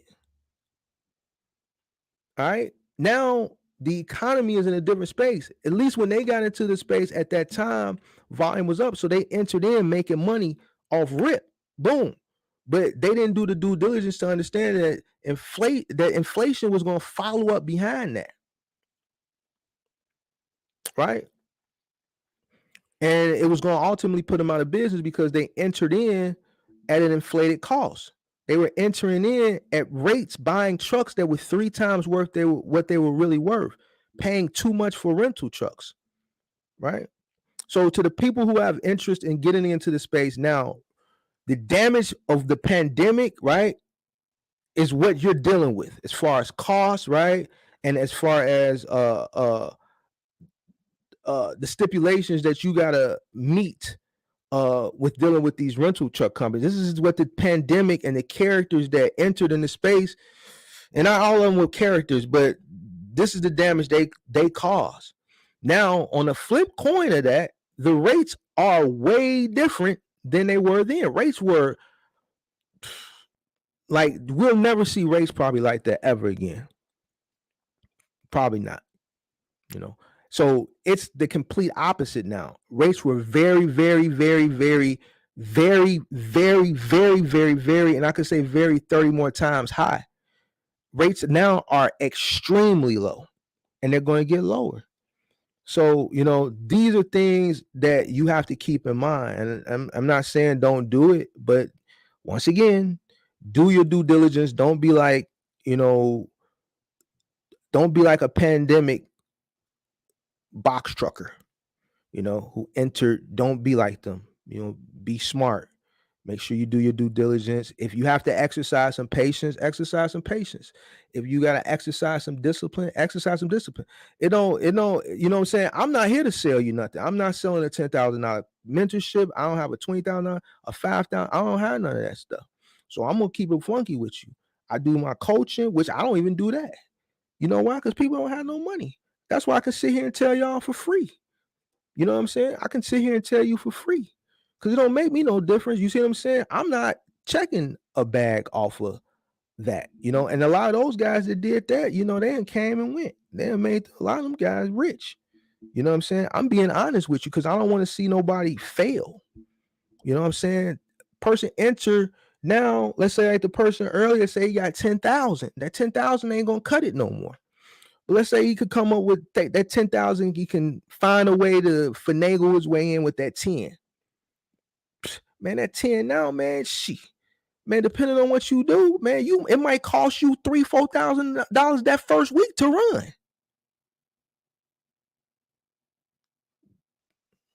You know, so you know you gotta really do your research, yo. What's the name of the videos? Go back. I think I answered that one. How much is gas a week for a cargo van? Depends on how hard. Depends on the van. You got different types of vans. You know, and all of them have different MPGs. Depends on how you drive. You know what I'm saying? Depends on how much weight you're going to be carrying at any given time. You might be have 3 pallets weighing X amount of pounds, going X amount of distance. So your MPG is going to fluctuate depending on what you're doing throughout the week. So that's not a question that I can really give you a solid answer. You know, I can tell you this though, is you know, a cargo van is obviously cheaper in fuel than a 26-foot box truck, but I can't answer that question because I don't know what you're going to be hauling. I don't know where you're going, how far you're going. So, yep, had to put down with Penske 2,500 to rent 26 because mine was in the shop. Said it would be ready Friday, didn't get it for 2 weeks, and it took about 3 weeks for them to send my money back. See what I'm saying? So these are all things that you got to deal with now, and it sucks. It sucks. I'm not going to rent Mr. Mark. I just wanted an opinion. I was just wondering what would be best. I would man, I'm gonna be honest. I'm gonna give y'all my honest opinion. If I were entering into the space, me personally, once again, this is me. If I were entering right now, knowing what I know, I would really save up and buy a cargo van. I would probably start out small and work my way up. If I were to enter into the the box truck space, and to each his own. I seen a young man on another channel say, you know, don't buy old box trucks. Listen here. Me, the way I buy my trucks or bought my trucks, because I haven't bought trucks in years, I built my fleet in 2013 and 2014. I took a mechanic with me and I bought used box trucks. My box trucks then in 2013 and 2014, I bought 2 new trucks. Everything else was used. In 2013 and 2014, I bought 05s and 06s. My trucks were 8 years old then. All right. I took a mechanic. We checked it at the dealership. We did what we needed to do. We spent the day there. All right. Each time we went out there, we spent the day. It wasn't no boom, bam, thank you, ma'am. I paid the mechanic to go with me. All right. And guess what? The trucks that I haven't sold, right? I still have the rest to this day, and they are operating perfectly fine. All right. Now, that doesn't mean that willy nilly goes out and buys a '07 or '08 or '09 and they're going to have the same luck. And I wouldn't consider it luck. I invested and did due diligence. Right. All right. So now buying a new truck, the only reason I bought new trucks was because the two ones that I bought is because we were doing a lot of downstate final mile for Select because none of the other contractors wanted to travel, and I didn't feel confident sending uh, my trucks that I had bought used long distance. You know what I'm saying? So because Select had the work, and they said, well, if you want all these downstate deliveries, we'll just give them to you because nobody else wants to do them. I had that reassurance that, okay, I'll buy a new truck to satisfy that. And I felt comfortable sending people from Chicago to Peoria, Chicago to Bloomington, or Chicago down to Champaign or wherever else, 4, 5, 6 hours away downstate, and feel comfortable sending them down there and not have to worry about a truck breaking down and getting towed to the nearest city or getting towed so that's why I did. Me personally, I would save up if I were entering in with a box truck. I would save up and buy a used box truck. Me personally, 26 footer, I wouldn't spend more than 40. I wouldn't spend more than 40, but to each his own. I'm different, you know what I'm saying? I know what to look for when going out to look for a box truck. You know what I'm saying? I know I'm going to take a mechanic and I'm going to pay the mechanic to go with me. I'm going to pay him for the day, and we're going to spend the day. We're going to test drive that truck. We're going to punch the gas. We're going to reverse it. We're going to inspect it before I leave there. That's what a lot of people are not doing. I had, now the new truck I bought, the 2014, I bought it in 2014, brand new, 80,000 miles, the transmission went out. The new truck. You see what I'm saying? So the used trucks, the ones that I still got, never had transmission, never had engine problems. I take care of the trucks. Take care of the trucks, trucks take care of you.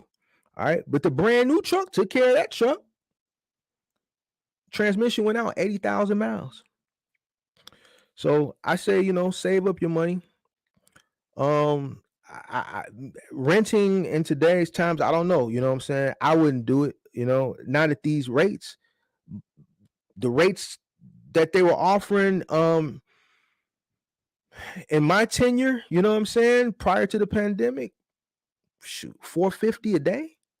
I mean, that $450 was my rate, because I was years with Enterprise, years with Penske, when we needed extra trucks for whatever reason. But even at 500, 550, 600, 650, 650 is cool now. With inflation, I say 650, 750. I think that's cool. But 1,500, 2,000, nah, man. I wouldn't do it. 1,000 is too much. I wouldn't even do 1,000. The only way I would rent a truck, and I say this all the time, if you own a moving company, you can do $1,000 a week. No problem. That's one move. One move, you do a 3-bedroom, that's 2-3 grand. So truck is paid for. Boom. All right. You running an OTR middle mile, something like that. Amazon. No, you're not gonna make no money. No. You believe the sprinter game. Live in Jersey. I think depending on what you're trying to do with the sprinter, I think if you run the boards, I think you can find opportunity running out of Jersey, but you're gonna have to live on the road. Now, if you want to do final mile parcel stuff, then yeah, I know there's opportunity in Jersey. You're right next to New York. Jersey is big. New York is even bigger. So now if you running that lane, then hell yeah, it's plenty of opportunity. If you run a final mile parcel, smaller parcel final mile, then yes. I thought diesel was cheaper than gas. Diesel burns slower than fuel, but diesel per gallon is more expensive than gasoline. If you go to the gas station, next time you go to the gas station, look at the diesel cost and look at the gasoline cost. Diesel is more expensive. Diesel hasn't been cheaper than gasoline in over 10, 15 years. I remember back when gasoline was 99 cents a gallon, diesel was like 59 cents a gallon. And we talking about the late 90s, 98, 99, 2000, 2001. Diesel is more expensive than gasoline. Now, it burns slower though, but it's more expensive per gallon. I want to do OTR with a Sprinter. I have 10K and good credit, plus I work at Ryder, so I will get a decent one for 15 to 20K. So it's 10K good to jump in with my scenario, keep saving. I want to do OTR with the Sprinter. I have 10K and good credit, plus I work at Ryder, so I get a decent one for 15. All right, so bet. So if you work at Ryder, you'll get the discount 15, 20 thou wow. You got 10K. You're pretty sure you're gonna finance. Deal with the cargo van, you can slide with 10 grand because your insurance is not going to be like it is for a 26-foot box truck. Um, you get the discount. You're only buying a $15,000 van. So yeah, 10K will work with a cargo van. Different story with a 26-foot box truck though. Yeah, 10K is good for a cargo van.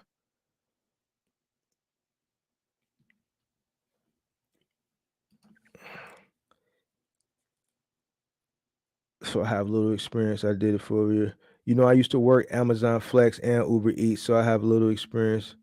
I did it for over a year. Okay. Well then, yeah, you should be good. If you get a van to do it, then you got more space. Mark, do you have referral links to these apps? If so, will you drop some? Uh, I don't know. I don't know. I'll look. The only one that I know for sure is Thumbtack, and that link is in the video I did about Thumbtack. Both Thumbtack videos, the description. But as far as these apps are concerned, I gotta look. You know, Pippi, I really don't be hard up for the money. I don't got no referral links. I don't got none of that stuff. I guess I gotta start doing that type of stuff, huh? But I'm gonna look at some of these apps, and if there are referral links, I'll start dropping them. I don't be thinking about them links though, but I'm gonna look. I'm gonna check out whatever video you say you did 10 days ago. You done mentioned that video a few times. Thanks, bro. Appreciate it. No problem. You know, I heard that you could do Amazon Flex with a box truck cargo van that you own and make more. So they got a pilot program. I'm not sure if it's in every market. It's called Amazon Excel. All right. I know they got Amazon Excel in-house, but they also have it on the flex side. I know they have it in this market. It's a pilot. So I don't know. You're in Houston, so right. I don't know if they have it in your market, but though that's for the larger packages. So yeah, that comes in handy if you're running that. Well, actually, they don't even let you um take loads from that Amazon XL if you don't meet the criteria as far as the vehicle. You know, when you sign up with your vehicle, you got to have a certain type of vehicle before they even allow you to accept those blocks. So, but yeah, they got an opportunity for Amazon XL. You want to look and see if they have that pilot program in your market.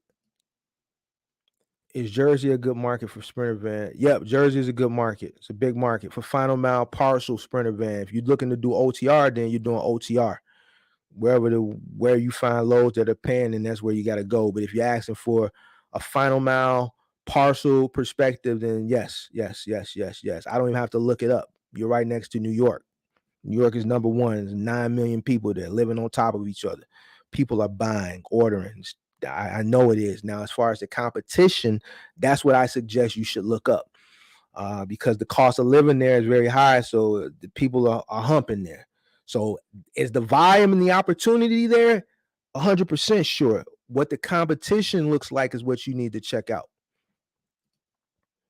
I feel like North Jersey is better than South. I'm stationed in South, and always gotta go north for loads. You do Sprinter or box truck? Box truck.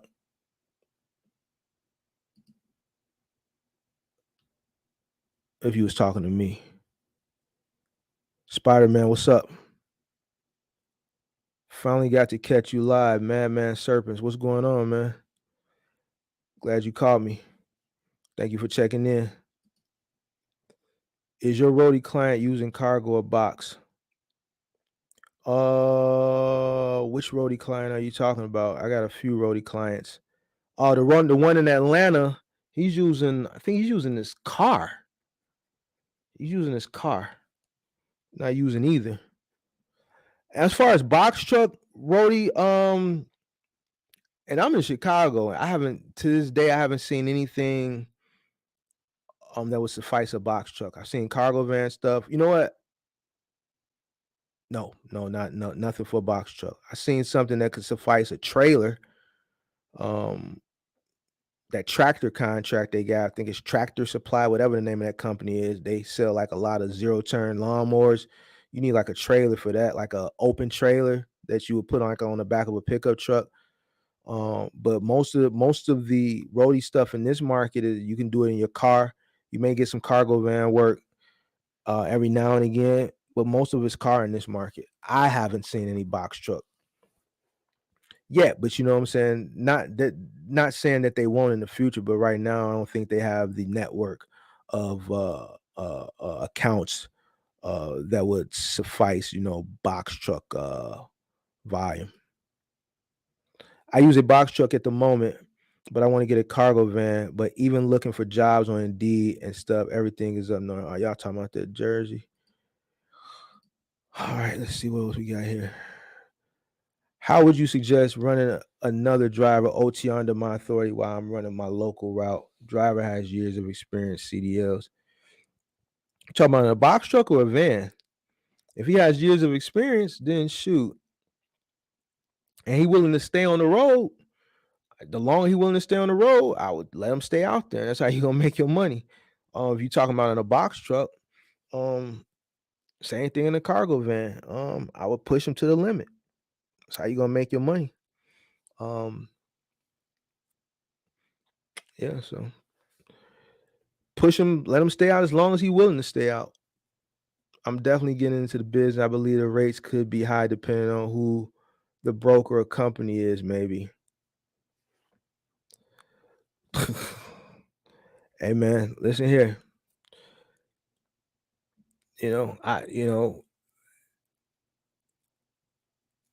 You may catch some okay rates from time to time right now, but you use the word high. I haven't seen any high rates in a little while now. You may catch some okay rates. High, I don't know, bro. But do your due diligence, to each his own. Just, do your due diligence and you know, rates are another word you use is broker. So that's a person that's eating off of you before you eat. So, it's a lot that goes into the reason why, the spot market is where it's at right now. So make sure you do your due diligence. And I don't know what you're considering high. What may be high to you may really not be high.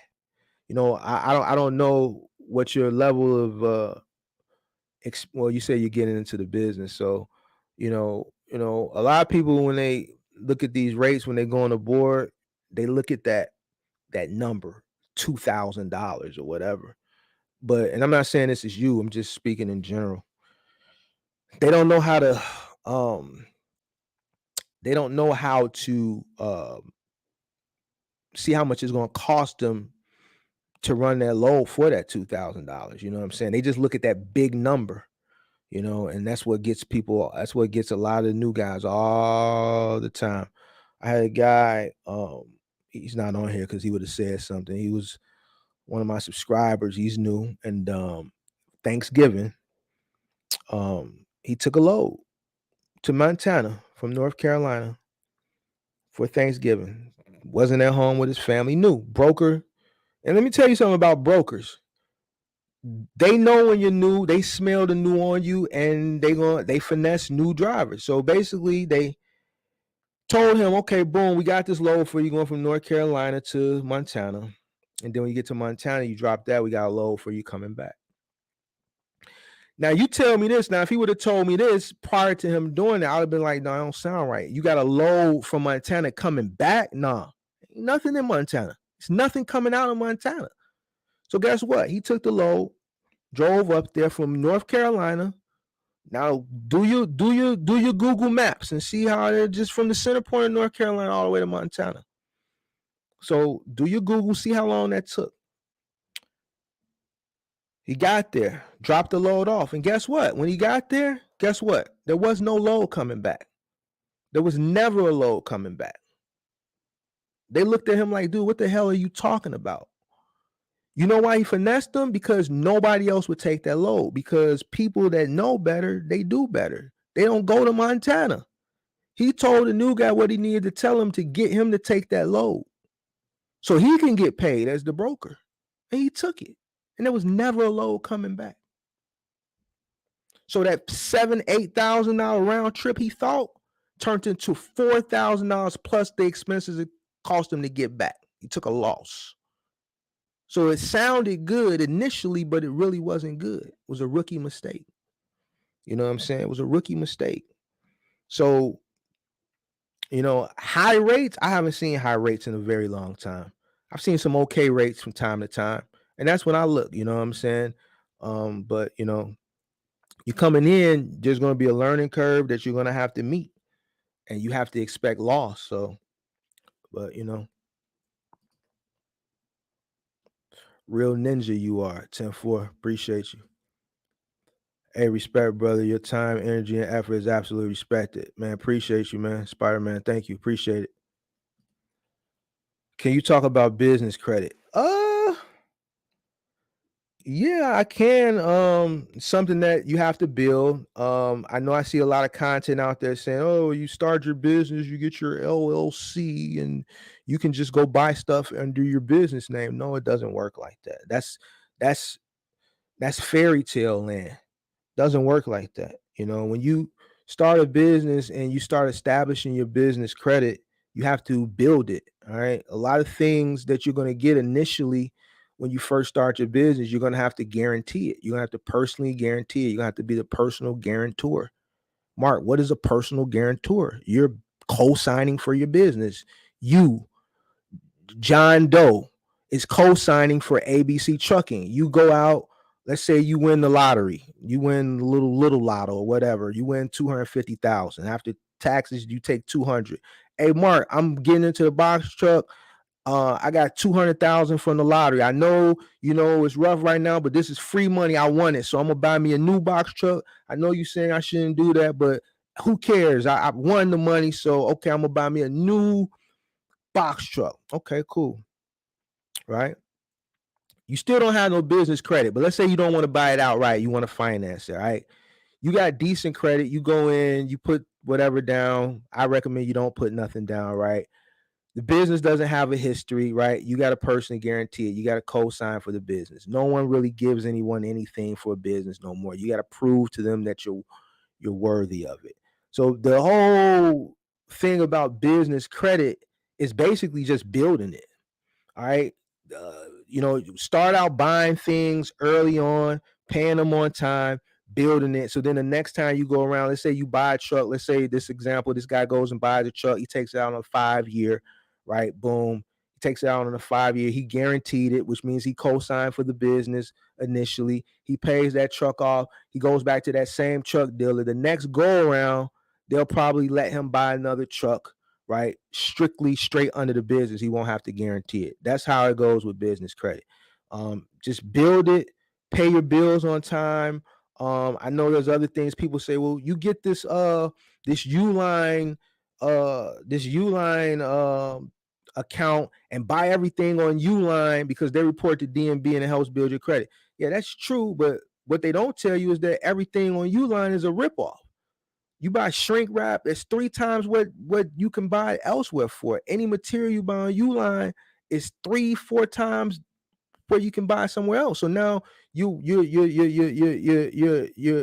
battling with, okay, do I want to continue to use this Uline because they're reporting it to build it, but I'm paying these high costs, or do I want to say, you know what, I'd rather buy this stuff from CDS or New Haven and save the money because I'm a new business owner and it's better for me to be cost efficient, and I can just personally guarantee whatever and just build my business credit over time. Um, so basically it's simple. Business credit is something that you build over time and just make sure you are, you pay your bills on time and you're responsible with it. And after those first initial go arounds with whatever equipment you're buying, you do right by them the first go around. The second time around, they'll allow you to purchase things straight under the business. It's simple as that. Simple as that.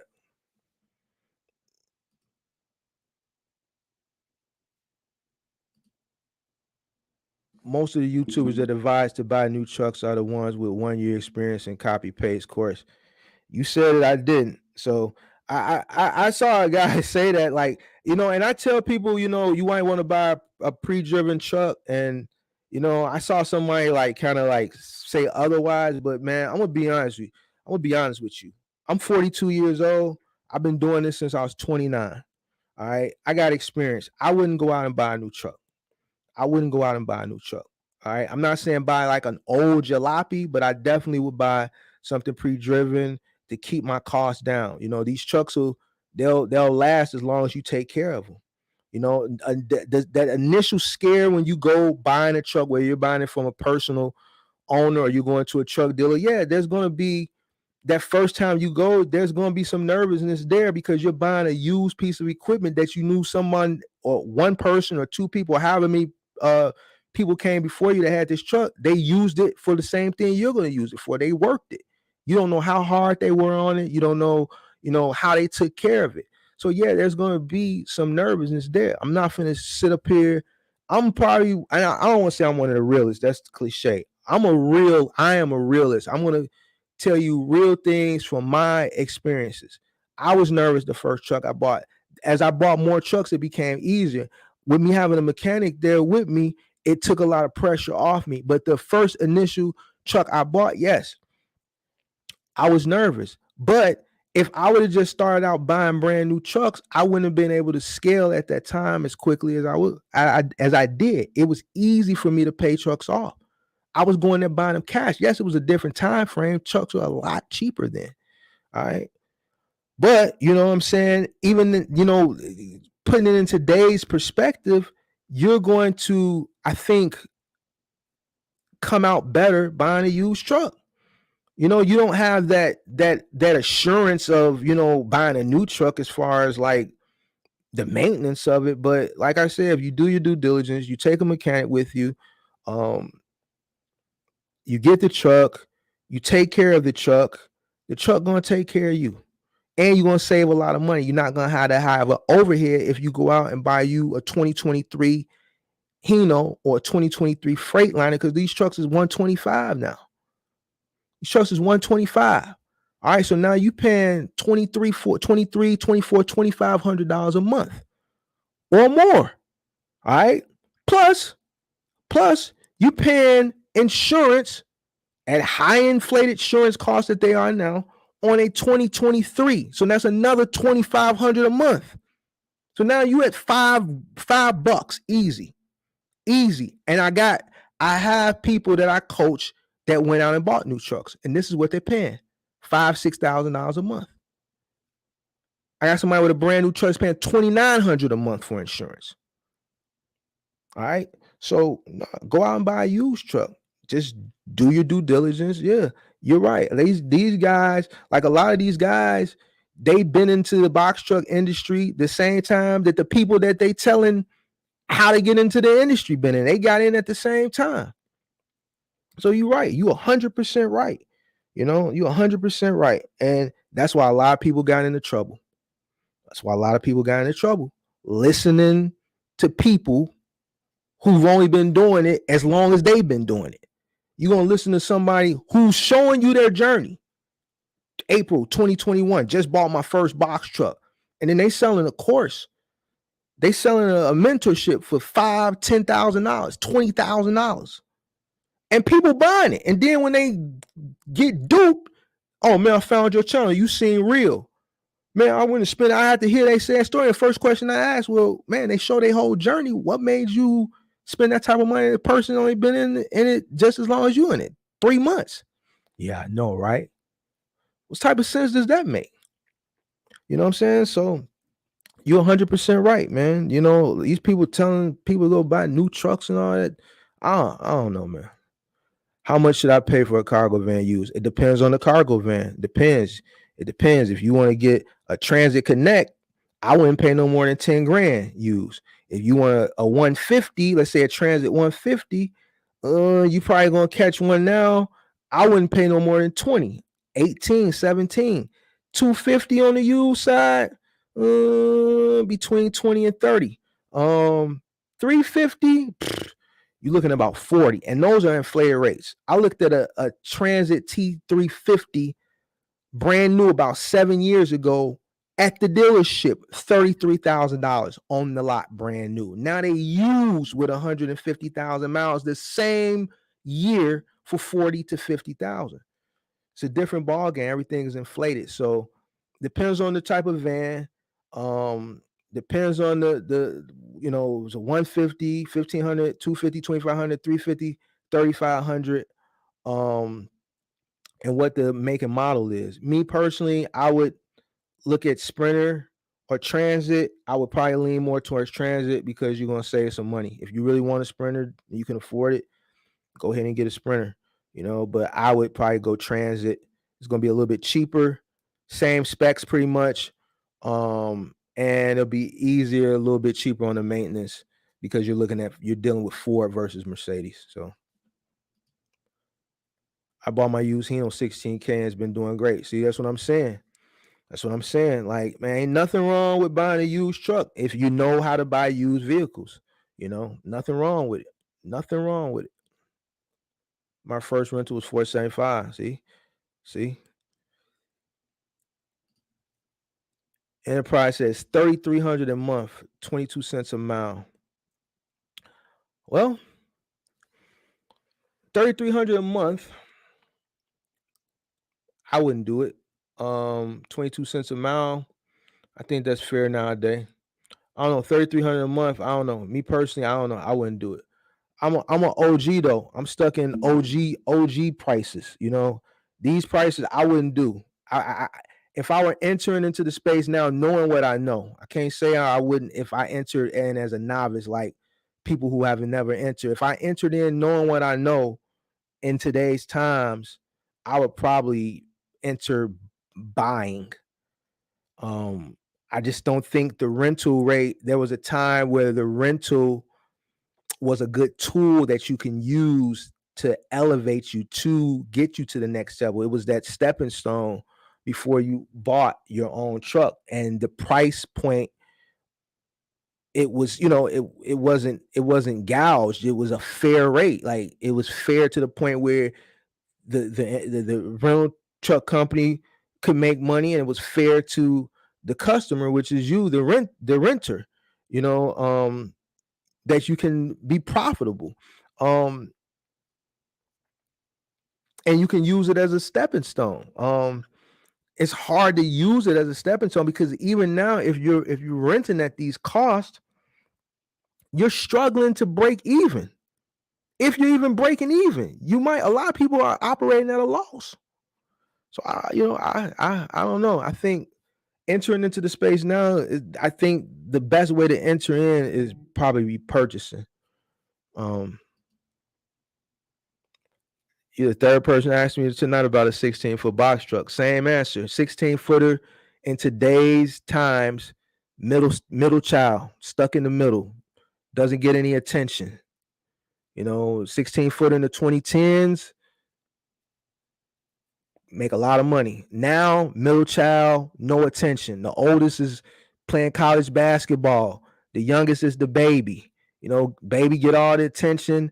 The oldest boy, I'm bragging about the oldest boy to all my friends. He's going D1. Then you got the middle child there just forgotten. Forgotten. That's the 16-foot box truck now. It's with the current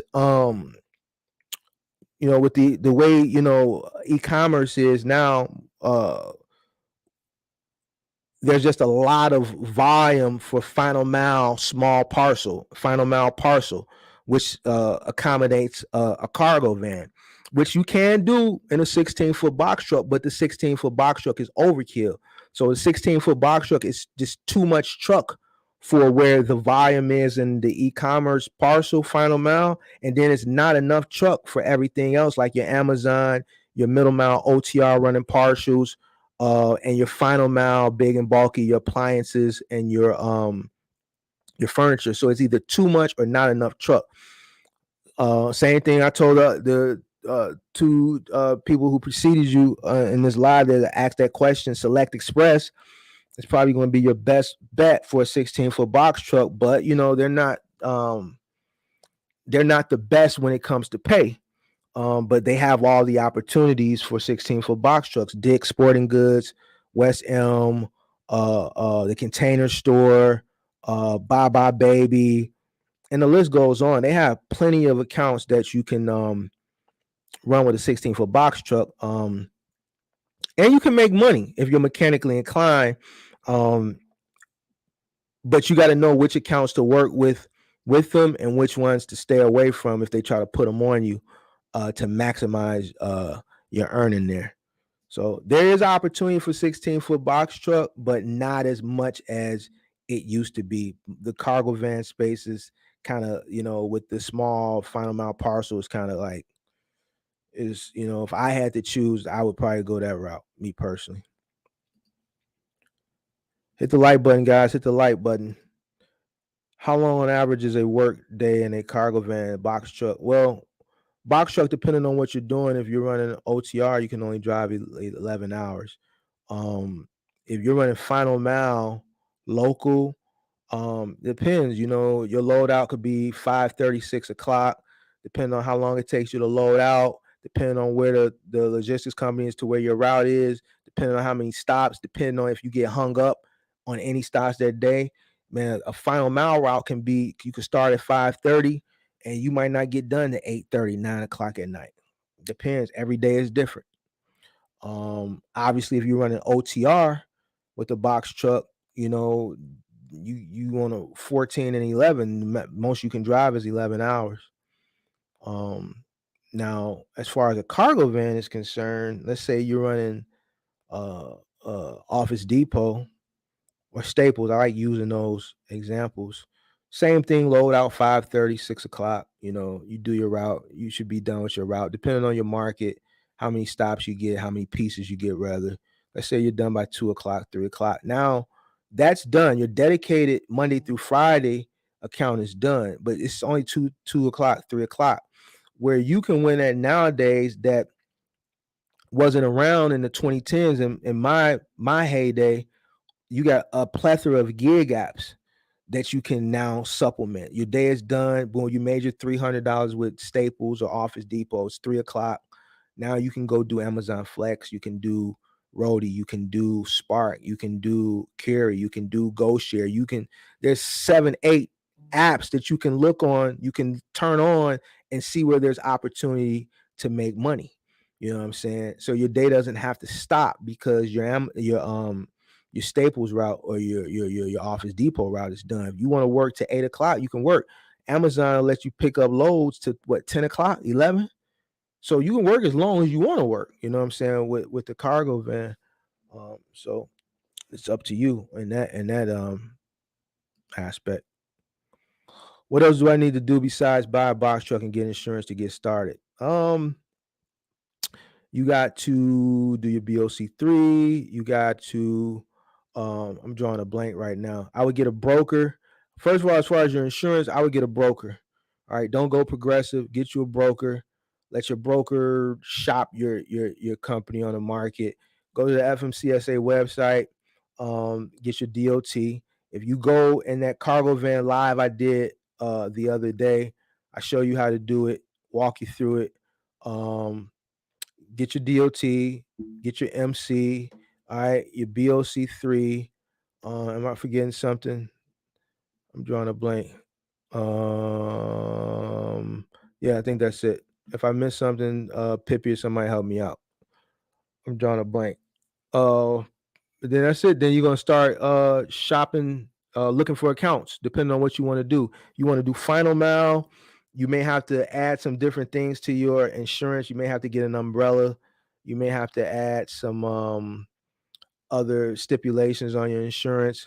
Um, Other than that, that's pretty much it. Simple as that. But yeah, go back and look at that video I did, that live I did about 10 days ago. It'll walk you through as far as getting your DOT and MC set up as far as where to go. If not that, I got a tutorial on my website. Um Very inexpensive. The cost of the tutorial just goes to the maintenance of the website. Um which will walk you through the whole process of how to start your box truck business as far as your structuring your business, your DOT, your MC, your BOC3, your insurances, everything. So, Mr. Mark, I'm going to shut down for the night. Thanks for your time and thanks for answering my questions. I'm going to bed now. Good night. Greatness. Appreciate you for checking in, man. Talk to you next time. It's a box truck, but I'm asking how would I do it? I have to add him to my insurance.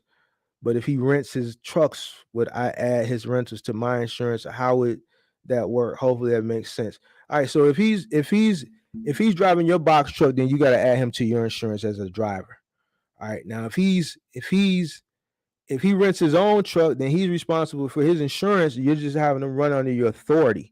He's going out, you're booking the loads, he's running under your authority. So he's basically like leased on to your authority, and then you taking a percentage. All right. So if he's running his own, I have to add him to my insurance. But if he rents his truck, would I add his rentals to mine? No. So if he rents his own trucks, he's his own owner operator.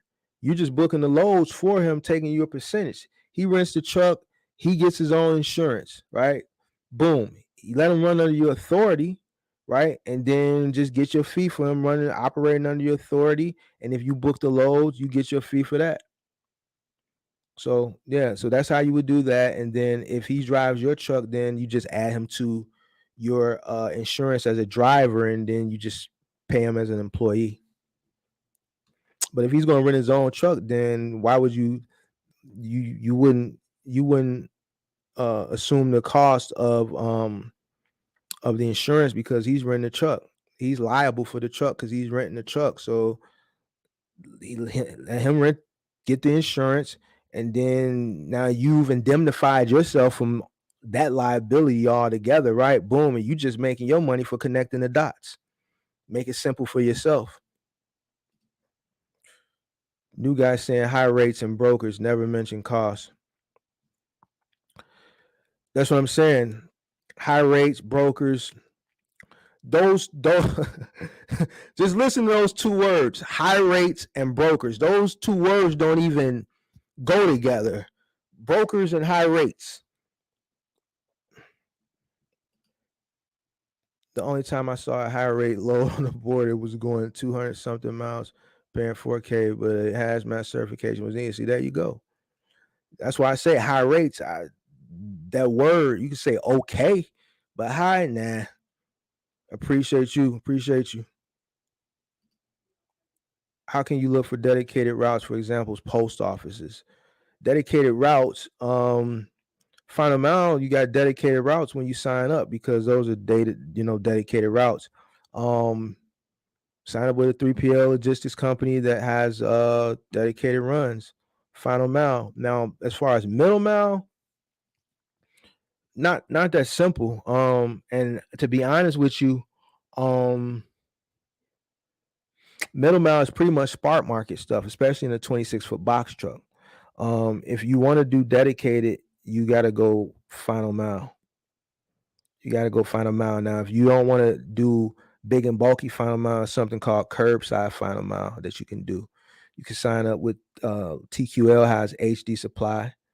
You can sign up with T-Force. They have Home Depot. You can sign up with R&L carriers. They have a plethora of different things. So you might have 10 stops or 12 stops on your truck, and there'll be a bunch of different stuff. You might be dropping off a 55-gallon drum of soap to a car wash. You might be dropping off a pallet of flooring to a home, all curbside.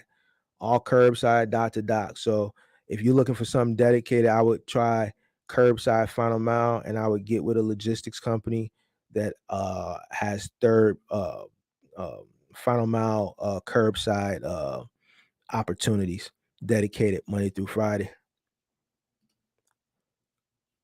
Stay blessed. Oscar, appreciate you. Do you recommend using a dispatcher or find loads yourself? I want to keep as much money in my pocket, find loads myself. That's me personally. That's me personally. You know, some people need a dispatcher for whatever reason, you know. Some people a dispatcher may come in handy, but 10% is 10%, you know. So, 10% is 10%, and that 10%, the way I look at it, that 10% can go somewhere. It can go depending on what you're doing. That could pay for a hotel for one night, that could pay for some fuel, it can pay for something, it could pay for my snacks if I'm running OTR. As much money as I can save, then that's what I want to do. The downtime that I have, I can spend a little of that downtime on my load board, um, on the load board, on my laptop if I'm over the road, while I'm at a truck stop, while I'm in my hotel looking. You know what I'm saying? So, um, especially if I'm an experienced person, I've been out here. A novice, maybe, I guess a novice can use a dispatcher initially. But if you're an experienced guy, I would want to save as much money as possible. That's me personally. So I would book my own loads. Quick consensus: cargo van, 10-foot box truck, 26-foot box truck for starting with one vehicle. I definitely would not do a 10-foot box truck. 10-foot box truck, no. If you're gonna do a 10-foot box truck, then you might as well just get a cargo van. It's gonna be easy to maneuver. I would just get a cargo van. Um, Once again, I probably this sixth or seventh time probably not I answered this question. If I were entering into the space now, I would do a cargo van. Me personally, um, for starting out. But and then that just goes back to how I started. I started from humble beginnings. I started with a pickup truck, hustling off Craigslist. So, I understand humble beginnings. I understand humble beginnings. I've seen what, jumping into this industry, um, ahead of your time can do for people. You know what I'm saying? Jumping in, humble beginnings. So I would start out small, me personally. So me, cargo van, now entering 10-foot box truck has no purpose. The reason why U-Haul and Penske make the 10-foot box truck is for like studio and dorm moves. That's the angle they use for that box truck. But for this industry, what you're doing, you might as well just get a cargo van, make it easier on yourself so you don't have to step up into that 10-foot box truck to load it. Look at it from that aspect as well. You got a 10-foot box truck, you got to step up and into it versus the cargo van. You can just put stuff in it. You got the back swing door, you got the sliding door on the side or the swing door on the side, and you can just basically put stuff in it. If you got a high roof, you can stand up in it without crunching. Even if you don't got a high roof, you can that step up into that 10-foot. No, you don't really need that. I'll go with a cargo van. How can someone get a Staples account? Check your market and see if Waco is in your market. If Waco is not in your market, check to see if T Force is in your market. T Force has Office Depot, same contract, same concept, just two different office supply stores. Waco carries um, Staples, T Force carries Office Depot. So check your market, do a Google search or whatever. Google both of those companies and see if one or the other is in your market, or both of them are in your market. Apply for both, or if one of the others in your market, then apply for one of the other. Same thing. But those are the two companies that house those accounts. Capstone also has Staples in some markets as well. So write that one down too. Capstone, CAPSTONE.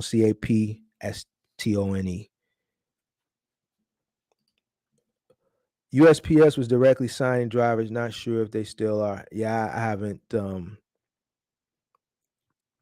I haven't been keeping up with USPS as far as that. The only news that I've been following as far as USPS is Amazon information. Um, how you feel about non-CDL hot shot? Not my lane. That's Entre Mike. You might want to check in with him. He has a channel. He does that. Hot shotting is just not my thing. So I don't have an opinion on it.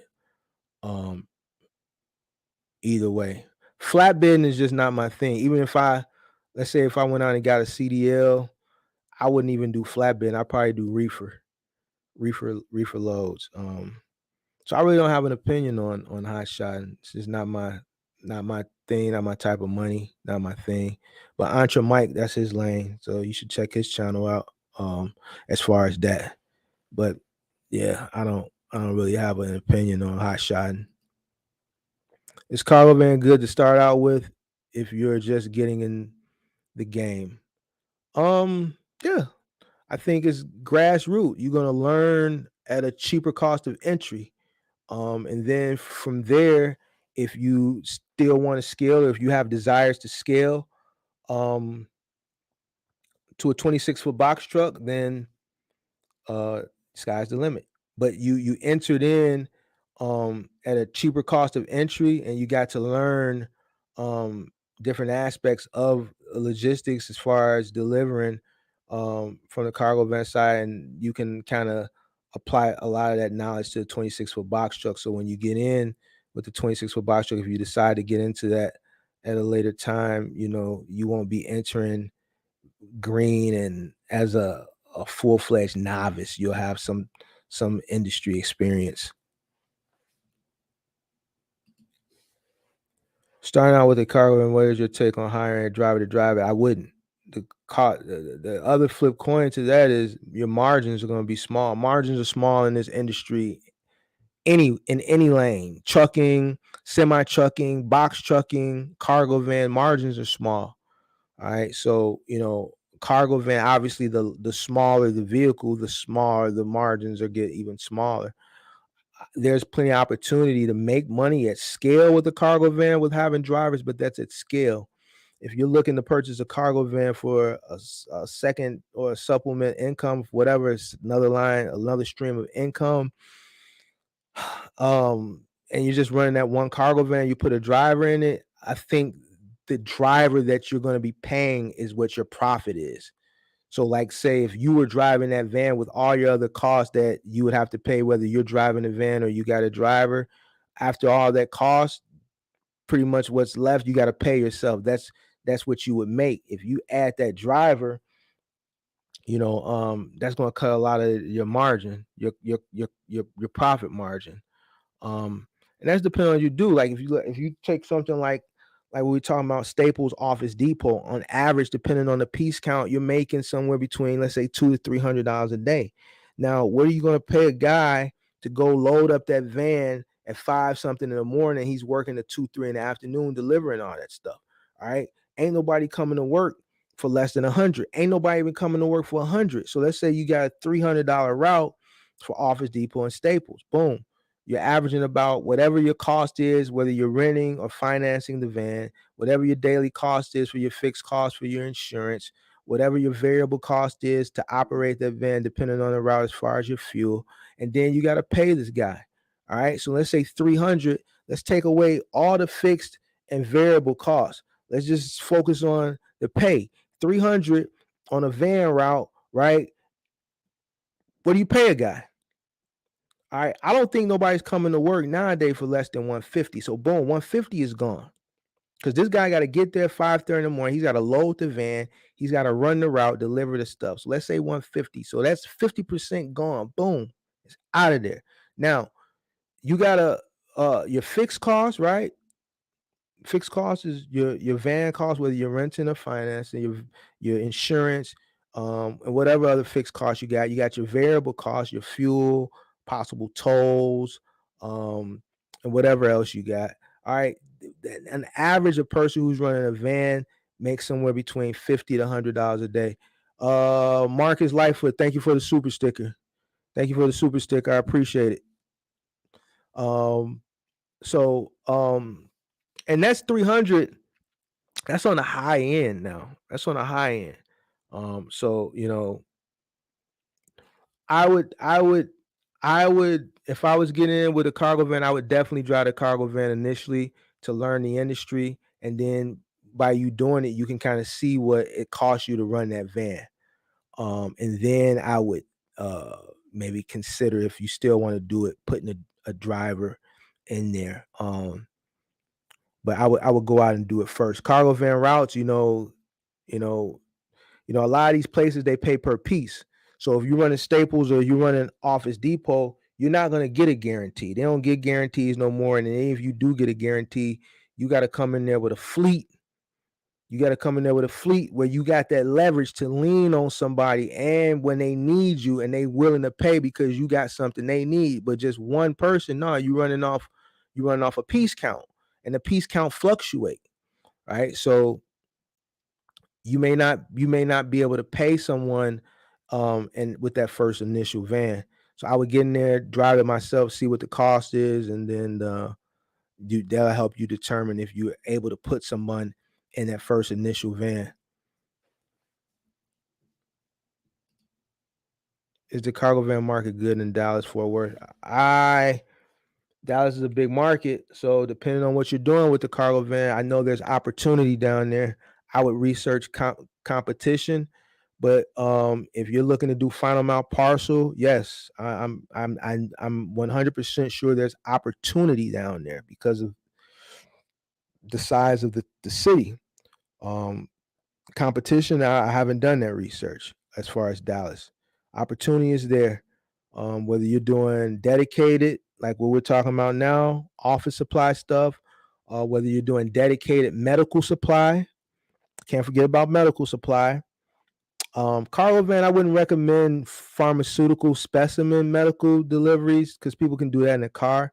I would focus more on medical supply with a cargo van. So you got your office supply, you got your medical supply, and then you can always supplement that with your Amazon Flex and all the other gig apps. So Dallas is a big town where, without doing research, I know there's opportunity down there. What you should research though is the competitiveness, how many people are doing this type of work down there, to help you determine, if you were, let's say, to go into a T Force or into a Waco down there, what are the route sizes looking at? What are the piece count? What is the piece count per route? Because that's going to determine how much money you're going to make when you're doing that. So this is something that you probably need to check with those logistics companies. But I know the opportunity is down there because of the the the size of the city. Dallas is a big city. Population is the word I'm looking for because of the population size. I'm new to the channel. Good info. Marcus Lightfoot. Appreciate you for checking in. Thank you for the $5 donation. I really appreciate that. Are there dedicated routes for vans besides Final Mile out in Los Angeles? Um, no. Not that I know of. Your dedicated for a van is pretty much going to be like your Final Mile stuff. Your Office Depot, your Staples, your Granger, um, um, medical supplies. You can do medical specimen if you want. I wouldn't recommend doing it in a van, but you can do medical supplies dedicated. Um, Everything else is going to be ran off some type of load board. Now well, you said you want to be local, right? You want to be local. So if you want to be local, then that's what you got to do. Now, if you want to go OTR, then you can sign up with companies like Echo Express, um, and they'll send you cargo van loads going OTR. They have a network so that you won't be short of work. You can do expedited, but that's going over the road, and that's really going over the road. Um, Not dedicated, they're just funneling you loads. But other than that, no, no. What kind of cargo van do you suggest buying or financing when getting started in the cargo van business? Dimensions, model, etc. Depends on what you want to do. Marcus Lightfoot, appreciate the super sticker. Appreciate the second super sticker. Appreciate you. Depends on what you want to do as far as the cargo van. Now, if you wanna go OTR and you want to deal with pallets and you want to go OTR to maximize your earning, I say go extended length high roof. So you can go Transit T250 extended length high roof. You can go Transit T350 extended length high roof. You want to go single wheelbase because you need the room to put the pallet in there because the wheels will be popping up on the dual wheelbase on the inside and it takes that space away from that last pallet. So you want to go single wheelbase if you go 350. You can go Sprinter 2500 extended length high roof. You can go Sprinter 3500 extended length high roof. Now, if this is what you want to do, if you want to run OTR with pallets, if you want to do gig stuff, I would just get a Transit Connect. If you want to do final mile parcel, you can get a Chevy Express. You can get a Transit 150. You can get um um a Sprinter 1500.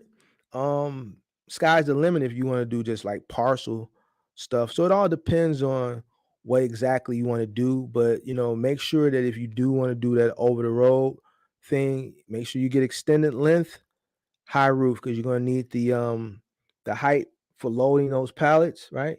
And you're gonna need the extra length to get the extra pallet on so you can maximize your earning. Um, so that's what the cargo vans I suggest as far as depending on what you're going to be doing now. Buying or financing when getting started in the cargo van business. Um, I would definitely finance. That's going to help build your business credit up. So I would definitely buy it and finance it.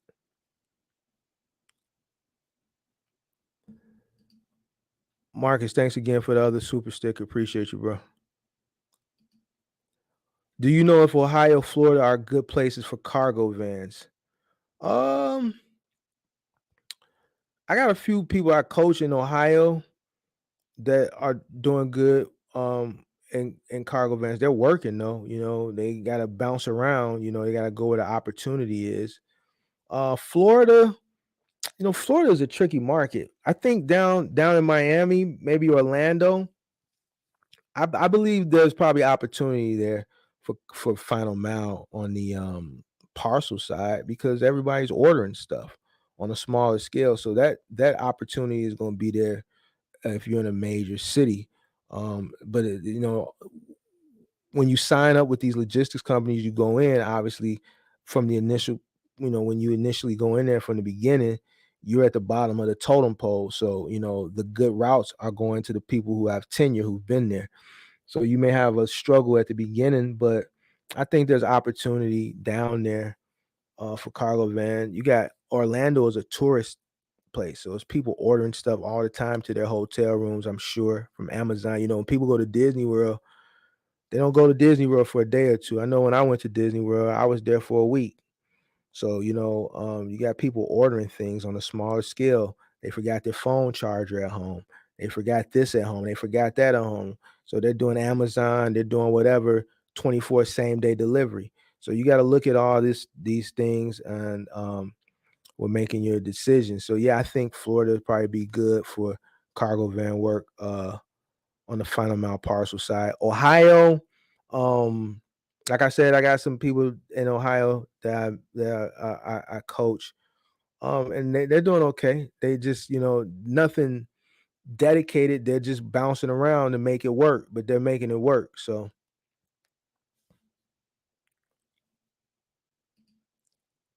thoughts on small transit vans like the Nissan Envies. If I go small, I'm going Ford Transit Connect. I'm going Ford Transit Connect. I'm gonna keep it all the way 1,000 with you. I don't even look into them other vans. If it ain't Ford, when I'm talking about work stuff on that level, I'm looking at Chevy, I'm looking at Ford, I'm looking at Dodge, I'm looking at Mercedes for that Sprinter. Nissan, Nah. That's just like buying a Toyota Tundra pickup truck. Like if I'm gonna buy a pickup truck, I'm gonna buy a pickup truck. You know what I'm saying? I ain't gonna buy a Toyota, and I ain't knocking nobody that got a Toyota Tundra, but it's a reason why when you see those videos on YouTube, a person go buy a Toyota Tundra and they try to land their boat and they bag down the ramp and they connect the boat, they can't pull up. Toyotas are not known for muscle; they known for their engine. So people go buy these Toyota Tundras. I don't look at when I look at vans and work things, I look for American muscle. So I'm looking at something that's going to do some heavy duty hauling that can take a beating. And I don't look at Nissan like that, for that. I look at Chevy Express. I own a Chevy Express. I know what that particular cargo van can do. I owned one. I bought one brand new.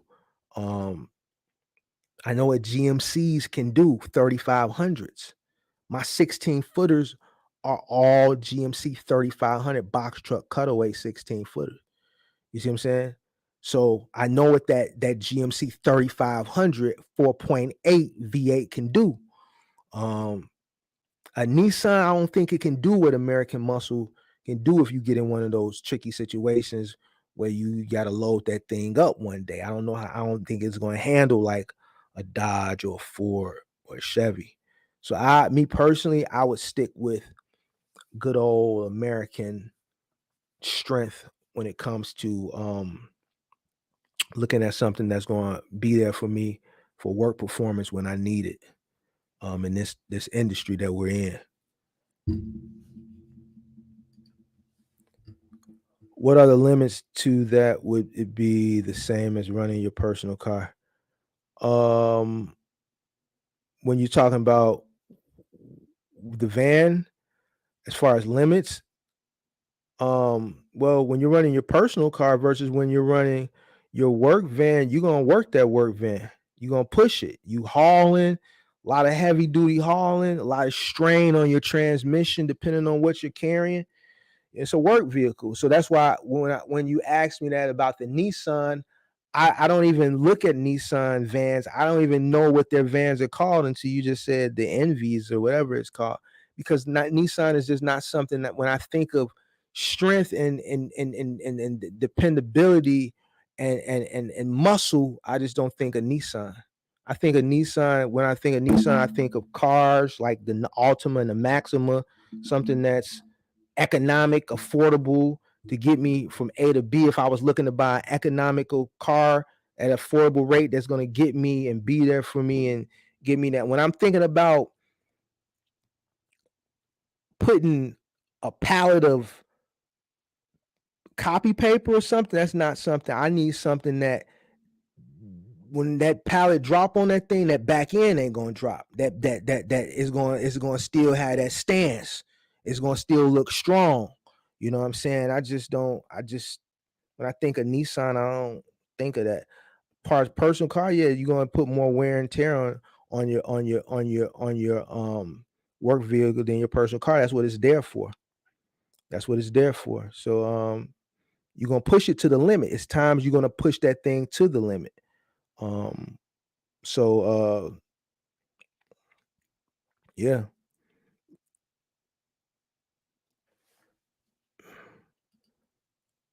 On box truck side, do you have to have a lift gate?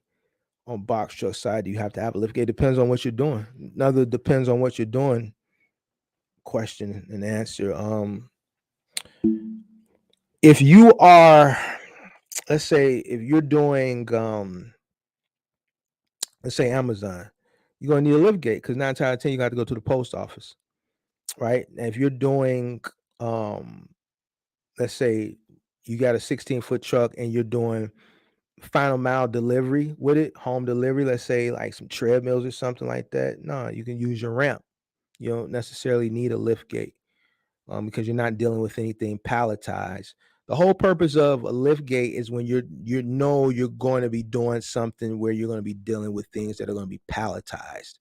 If you have no intentions on running loads that are palletized loads, then it doesn't call for a lift gate. Lift gates are main purpose, unless you're moving people. If you got a box truck for moving, and that's different. But if you're running freight loads, things of that nature, it's for palletized pallets.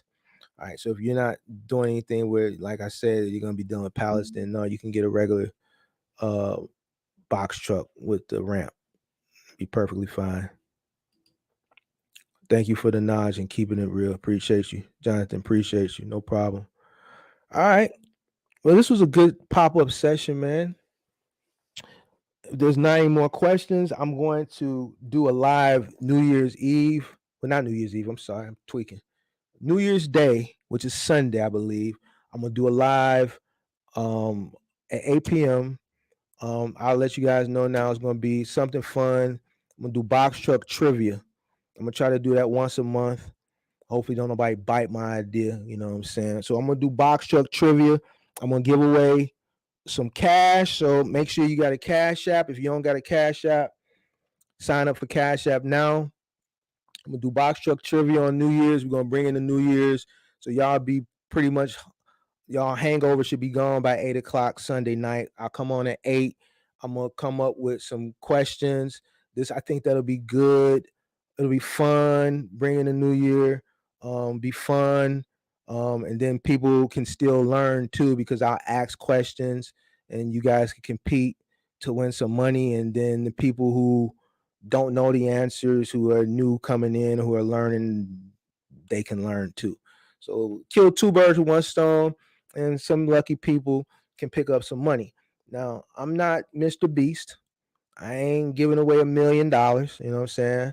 I'm probably give away a couple $100. Haven't decided on what increments I'm gonna do, but I'm gonna do a trivia night Sunday night, New Year's Day at 8 p.m. So box truck, cargo van, just logistic questions. Some will probably be easy. Some are going to be extremely hard. But that's what we're going to do Sunday night at 8 o'clock. So I hope to see a lot of you guys here. I'm going to be paying people out via Cash App. So I'll ask a question. Obviously, it'll be a race to the answer. Put the answer in the chat. Whoever answers the question right first, I'm going to Cash App them right then and there. Then we'll go to the next question. That's how I'm going to do it. So that's Sunday night. Hope to see some of you guys here, all you guys here. Where do you see this industry in 5 to 10 years?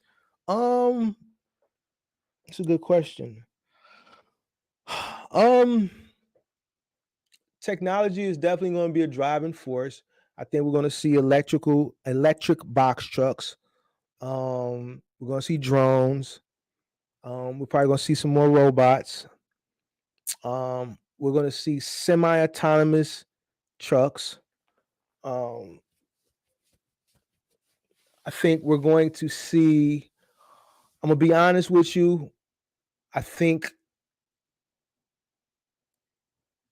I think in certain lanes, um, we're going to still see a lack. We're going to see further lack of interest as far as employment is concerned. And I think that's going to be supplemented by technology. Technology is going to cover that. Um, I see e-commerce. I see e-commerce continuing to grow. As it grows, I think a lot of your deliveries, your next day delivery, your same day delivery is going to be 1 hour delivery. I think as time goes on, that delivery window is going to get smaller and smaller and smaller. Smaller and smaller and smaller. So I think 30 minutes may be the norm, maybe in 10 years, because you're going to have a bunch of companies building small warehouses throughout towns so that they can when you order something, the delivery person, the courier, the gig app person, whoever's picking that stuff up from the small micro fulfillment center has less ground to cover from that pickup point to wherever the drop off is.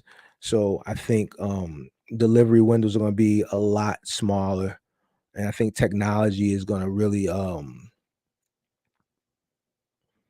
take a real big hold on the industry. A lot of jobs are going to get replaced.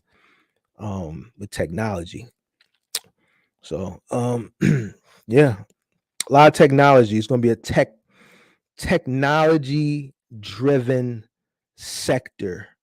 Um yeah, it's going to be a lot of technology that's going to replace a lot of things that is going on now as far as the human aspect is concerned. I don't think the vehicles are going to be fully autonomous where they're driving themselves with no one in it. Um, as far as cross country, I know they're testing it in that Dallas Houston corridor with Gaddick. I know over in the West Coast, they're testing it in like College Town or College Station, California. They're actually testing the drones over there. I think Amazon just got approval. They're doing drone deliveries in another town in California. They just got approved for this week as well. Um, so I think you're going to see a lot of semi-autonomous, fully autonomous in the warmer markets. I don't think fully autonomous is going to be something that you see in the Midwest, Illinois, Wisconsin, Minnesota. I just don't think the weather, I don't think technology in the next 5 to 10 years is going to advance that much where they can pump out a fully autonomous vehicle in inclement weather conditions like you get up here in the Midwest or on the East Coast, like in Buffalo and things like that. But on those West Coast, down south, I see fully autonomous. Um, I see drones, a lot of robots. I see fully autonomous car delivery. I see I see that en route manufacturing. I see that en route manufacturing. I don't see it being a big thing, but I see big companies investing a lot of money into it. So your Amazons, your Walmarts. Um, so yeah, I think technology is going to take a strong hold on the industry in the next 5 to 10 years. I'm kind of curious to see how it goes. All right. All right, guys. So man, it was fun tonight. I didn't expect the turnout to get to where it got to since I did a pop-up, but it just lets me know that you guys really rock with me. I rock with you guys too. 2023, I'm gonna switch it up. I put out a lot of content in 2022. I think I'm gonna focus more on live streams. It's easier for me to just come on and talk. Um, so I'll probably be putting out less videos and more live streams. Um, always hit me up on the DM. I respond to every DM. Sunday we're having trivia night. Uh, Mentors podcast on Tuesday nights may be on a season break going into season 2. I may take a month off of that and just do Sundays and Thursdays. I'm not sure yet, but I appreciate you guys for coming in tonight. I hope I answered everybody's questions. Um, Make sure you guys do your due diligence if you're looking to enter. Just don't jump into this thing. It's not as easy as a lot of people make it out to be. It can be very easy and rewarding if you do your due diligence. Don't make it hard. The reason why it's hard for a lot of people is because they make it hard. You can make it easy by doing your due diligence. You know what I'm saying? Do your due diligence, do your research, and don't bring on more stress than you already have. Just take the time, be patient, exercise some discipline, and even when you go on YouTube or Instagram and there's people, you know, that call themselves influencers. I don't call myself an influencer. I think in order to be an influencer, you gotta be pushing something. I ain't pushing nothing. I got a lot of people asking me to push. RXO reached out to me to be a brand ambassador, and I don't talk about this stuff. They reached out to me. Um, DAT reached out to me. A lot of companies have reached out to me to be a brand ambassador, and I just, so I don't really consider myself an influencer because I'm not pushing products. I'm really just here to help people answer questions. I don't want to see people um, get into this industry and make mistakes and come in investing money and losing because they don't have uh uh they're not getting the right guidance, because someone is guiding them with I don't want to say ill motives, but I just like with personal interest. You know what I'm saying? I don't have any personal interest. I'm not selling you anything. So I just want to genuinely help people. The industry has been good to me. This is my way of giving back to the new generation that's coming in into this industry. So I appreciate y'all for checking in with me. I will see you guys Sunday for trivia night. Cash prizes. Thanks. This was a lot of help. I'm glad you got some value in this live. Make sure if you haven't, you hit the like button on your way out. I appreciate you guys as always. If I don't see you Sunday, if you're not on the live Sunday, well, you know what? Sunday will be New Year's. So I'm gonna tell you now, Happy New Year's. Make sure you guys bring it in responsibly. You know what I'm saying? Don't be drinking and driving, get a designated driver and all that. I'm chilling. Y'all know where I'm from. I'm not going outside. I'm in the crib. By 9 o'clock, I'm in the crib. It's always the innocent person who trying to get home from the party, who ain't messed up, who end up, getting something happening too. So I'm gonna play it safe. I'll be in the crib, but make sure you guys bring it in responsibly. Don't do anything too crazy. Say a prayer at midnight. Wish for a prosperous 2023. If box truck in the cargo van is your thing, when you say that prayer, coming into 2023, ask God to make sure your 2023 is prosperous and leads you in the right direction for the new journey that you looking to get into with your box truck or cargo van. All right, so appreciate y'all, and I will see you guys Sunday night, man. Happy New Year if I don't see you Sunday night. Peace.